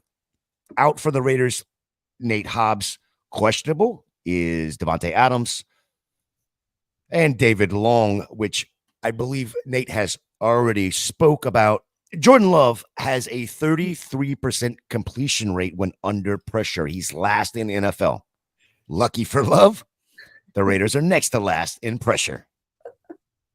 Are you playing Jordan Love? Are you starting Jordan Love against the Raiders on Monday night in a super flex position, of course? Yeah, in a super flex, yes. And that was going to be my response. Is in a super flex, yeah. I mean, he's going to be your number 2 quarterback. And, I doubt that you're starting him number 1. If you are, that's yikes.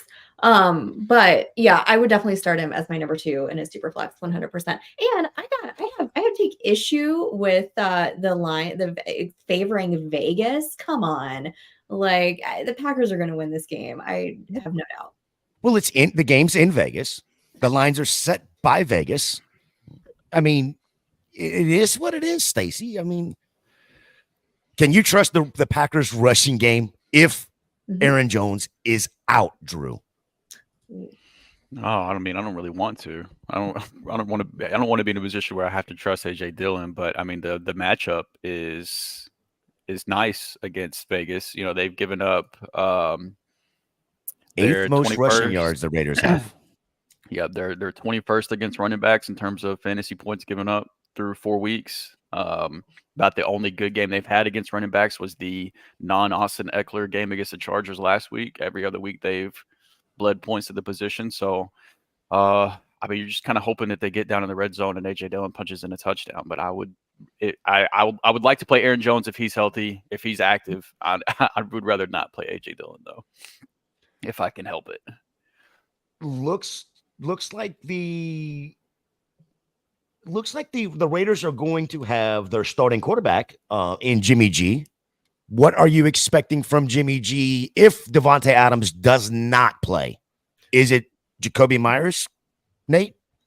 Yeah, Jacoby Myers has been actually, even with Devontae Adams, has been extremely solid. I mean, he's ran more routes than Devontae in some matchups. So it's not like he's a one-off situation where he I guess that was really just last week, but you get the idea. I mean, it's still in some matchups, he ran 96% of the routes versus 87 for Devontae. That was probably the shoulder injury that limited that, but whatever, just looking at statistics and numbers and using them to our advantage. But I would much rather start Jacoby Myers over someone like Hunter Renfrow or DeAndre Carter, Trey Tucker, some of these other names that are getting some play, Christian Wilkinson.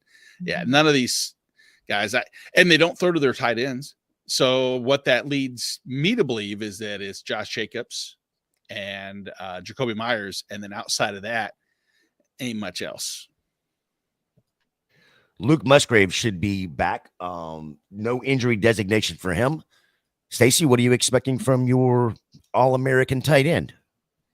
Yeah, so big Luke Musgrave fan. Really glad that he is going to be back out of concussion protocol. Give me just one second. There we go. So he's what were you going to say? Yeah, I was just going to say he cleared concussion protocol pretty early in the week as well. It wasn't so. I'm assuming that it wasn't as bad, or it was more precautionary that they put him in concussion protocol as well. That's kind of the hope, right? Right now, if you take a look at his numbers, he is number 3 in the targets there. He's got 16 for 12 receptions and 125 yards right there. So, I mean, that's pretty solid on that defense. Of course, our offense, sorry. Of course, we're going to have Christian Watson back there, so he's going to eat into that a little bit. But, I mean, you see Love going to him pretty consistently. And again, like we've been talking about pretty much all season so far, tight end, it's so rough out there for tight ends right now. So you don't have a lot of options. You're not going to be, there's nobody out there scoring a ton of points at tight end. So I feel good about Luke Musgrave if you've got him on your team, and, I feel comfortable firing him up. Drew, we know from the conversation today that Jorge is big on Romeo Doubs today. But if you're adding Christian Watson back into the lineup, who is going to be the wide receiver that you want in this game on your team? Christian Watson's the guy I want to start if I'm starting any of them. He just has so much big play upside. One of those guys that can just win a week for you with a couple big plays. So Dobbs might end up with a few more targets than Watson, but Watson's the guy that I want to play if I have to pick between them. Stacey, who on the Green Bay side of this game are you saying I am must starting this one player? Yeah, I mean, I think Christian Watson probably. I'm going to go with you there. I think if you're starting anybody, it's going to be Christian Watson. Although if Aaron Jones plays, and the last note that I could find was that he was a little bit limited on Thursday in practice, but this is a Monday night game, so he's going to have a couple extra days, to kind of get right. So if Aaron Jones does play, I'm starting Aaron Jones for sure. Nate, give us the IDP side of this game from both the Raiders and Stacey's Green Bay Packers. Go Packers. Yeah, Stacey's Green Bay Packers has a few players at real high. Rashawn Gary's just a beast, waiting for a full complement of snaps out of him to deliver on the upside that he has. Quay Walker is my LB4 on the week. He's just been, with no Devondre Campbell. I mean, even with Devondre Campbell, Quay Walker's been an absolute stud. It's Isaiah McDuffie next to him now, so I think that just leads even more tackles available for Quay. Rudy Ford has surprisingly been a really good option at safety. I don't know how much I love him, but then again, you know what? If you're Vegas and you're going to be running the ball heavily, bringing Rudy Ford up and letting him stay at around the line of scrimmage is always an option that it could prove beneficial. On the Vegas side, it gets ugly. I tell you, I'm not a big fan. Divine Diablo's been trending in the wrong direction, playing less snaps. Robert Spillane's been the guy there, but at linebacker, I don't want to say he could do better because I still have Spillane as that LB2-3 area, but it's trending closer to the LB3 than it is anything else. Earlier, I mentioned that there were some, like the pass rush has been non-existent for the Raiders. The same thing holds true unless you're Max Crosby, and Max Crosby is about the only person that I'm comfortable playing from that defensive line. Drew, you came in a little later today. Any game you want to specifically speak about real quick before we get out of here? And you are on mute like a rookie you are. That's what happens whenever you have kids come through that you have to talk to as well. I'm extremely excited for a divisional game between Indy and Tennessee today. Getting to see Jonathan Taylor's return, even if it is limited. Anthony Richardson has pretty much turned that team into must-see TV for me. So that's the non-Rams game I'm probably most excited about. But then of course, obviously, Rams, Eagles, high over under. That one, I'm looking forward to that one as well. Real quick update. The Jags just scored a rushing touchdown with Travis Etienne. Extra point is good. 18-7 over there in London with about 7.5 left to go. Stacey, what game outside of Green Bay that you are looking forward to on this great Sunday? All right. So I said this earlier. I am going to take a real long shot today on my boy Darnell Washington getting in the end zone with Pat Freiermuth out. I'm not excited about this game in particular, right? Because I don't think it's going to be a real great game. But like I said, one of my favorite players coming into the season, I think he might get a chance today. Like I said, super long shot. It's not like you're starting him in fantasy. I'm not telling you to do that at all. But just as far as me being excited to watch and see what happens, that's what I'm going to go with. Nate, any last words, anything that we need to add to our thought process, getting ready to set our lineups for this 1:00 slate? So Chris Olave appeared to be moving around fine later in warmups. Should be good to go, according to Brooke Kirchhoffer, one of the beat reporters for the Saints. The next thing would be that I notice or I guess that's for the NFL Network. My apologies. Micah McFadden for the New York Giants is inactive. He is out this week. That's really a Bobby Okereke benefit. The one name that could play more with that news is Isaiah Simmons. Maybe. Probably going to give more indigestion than fantasy points, so I can't necessarily recommend. This segment has been brought to you by Tums. Better upset stomach, diarrhea. I don't think that's Tums, but whatever. Pepto. They don't pay me, so fuck them. I don't care if I get that shit right. I mean, we're not opposed to having them as a sponsor. No, I will say it right. They might now be opposed to it, but now they will. Well, there goes that. Hey, I'm All right, guys. sorry. We're going to go ahead and get out of here. Get ready to go set our lineups for Drew at Drew3MR over there on Twitter, for Stacy at Stacy_Perez83, for at Nate Markham at FantasyJ77, but more importantly, at Fantasy in Frames over there on Twitter. Remember, fantasy football is a game of strategy, skill, and luck. May your rosters shine bright, your instincts be on point, and your predictions reign supreme. Until next week, we are out.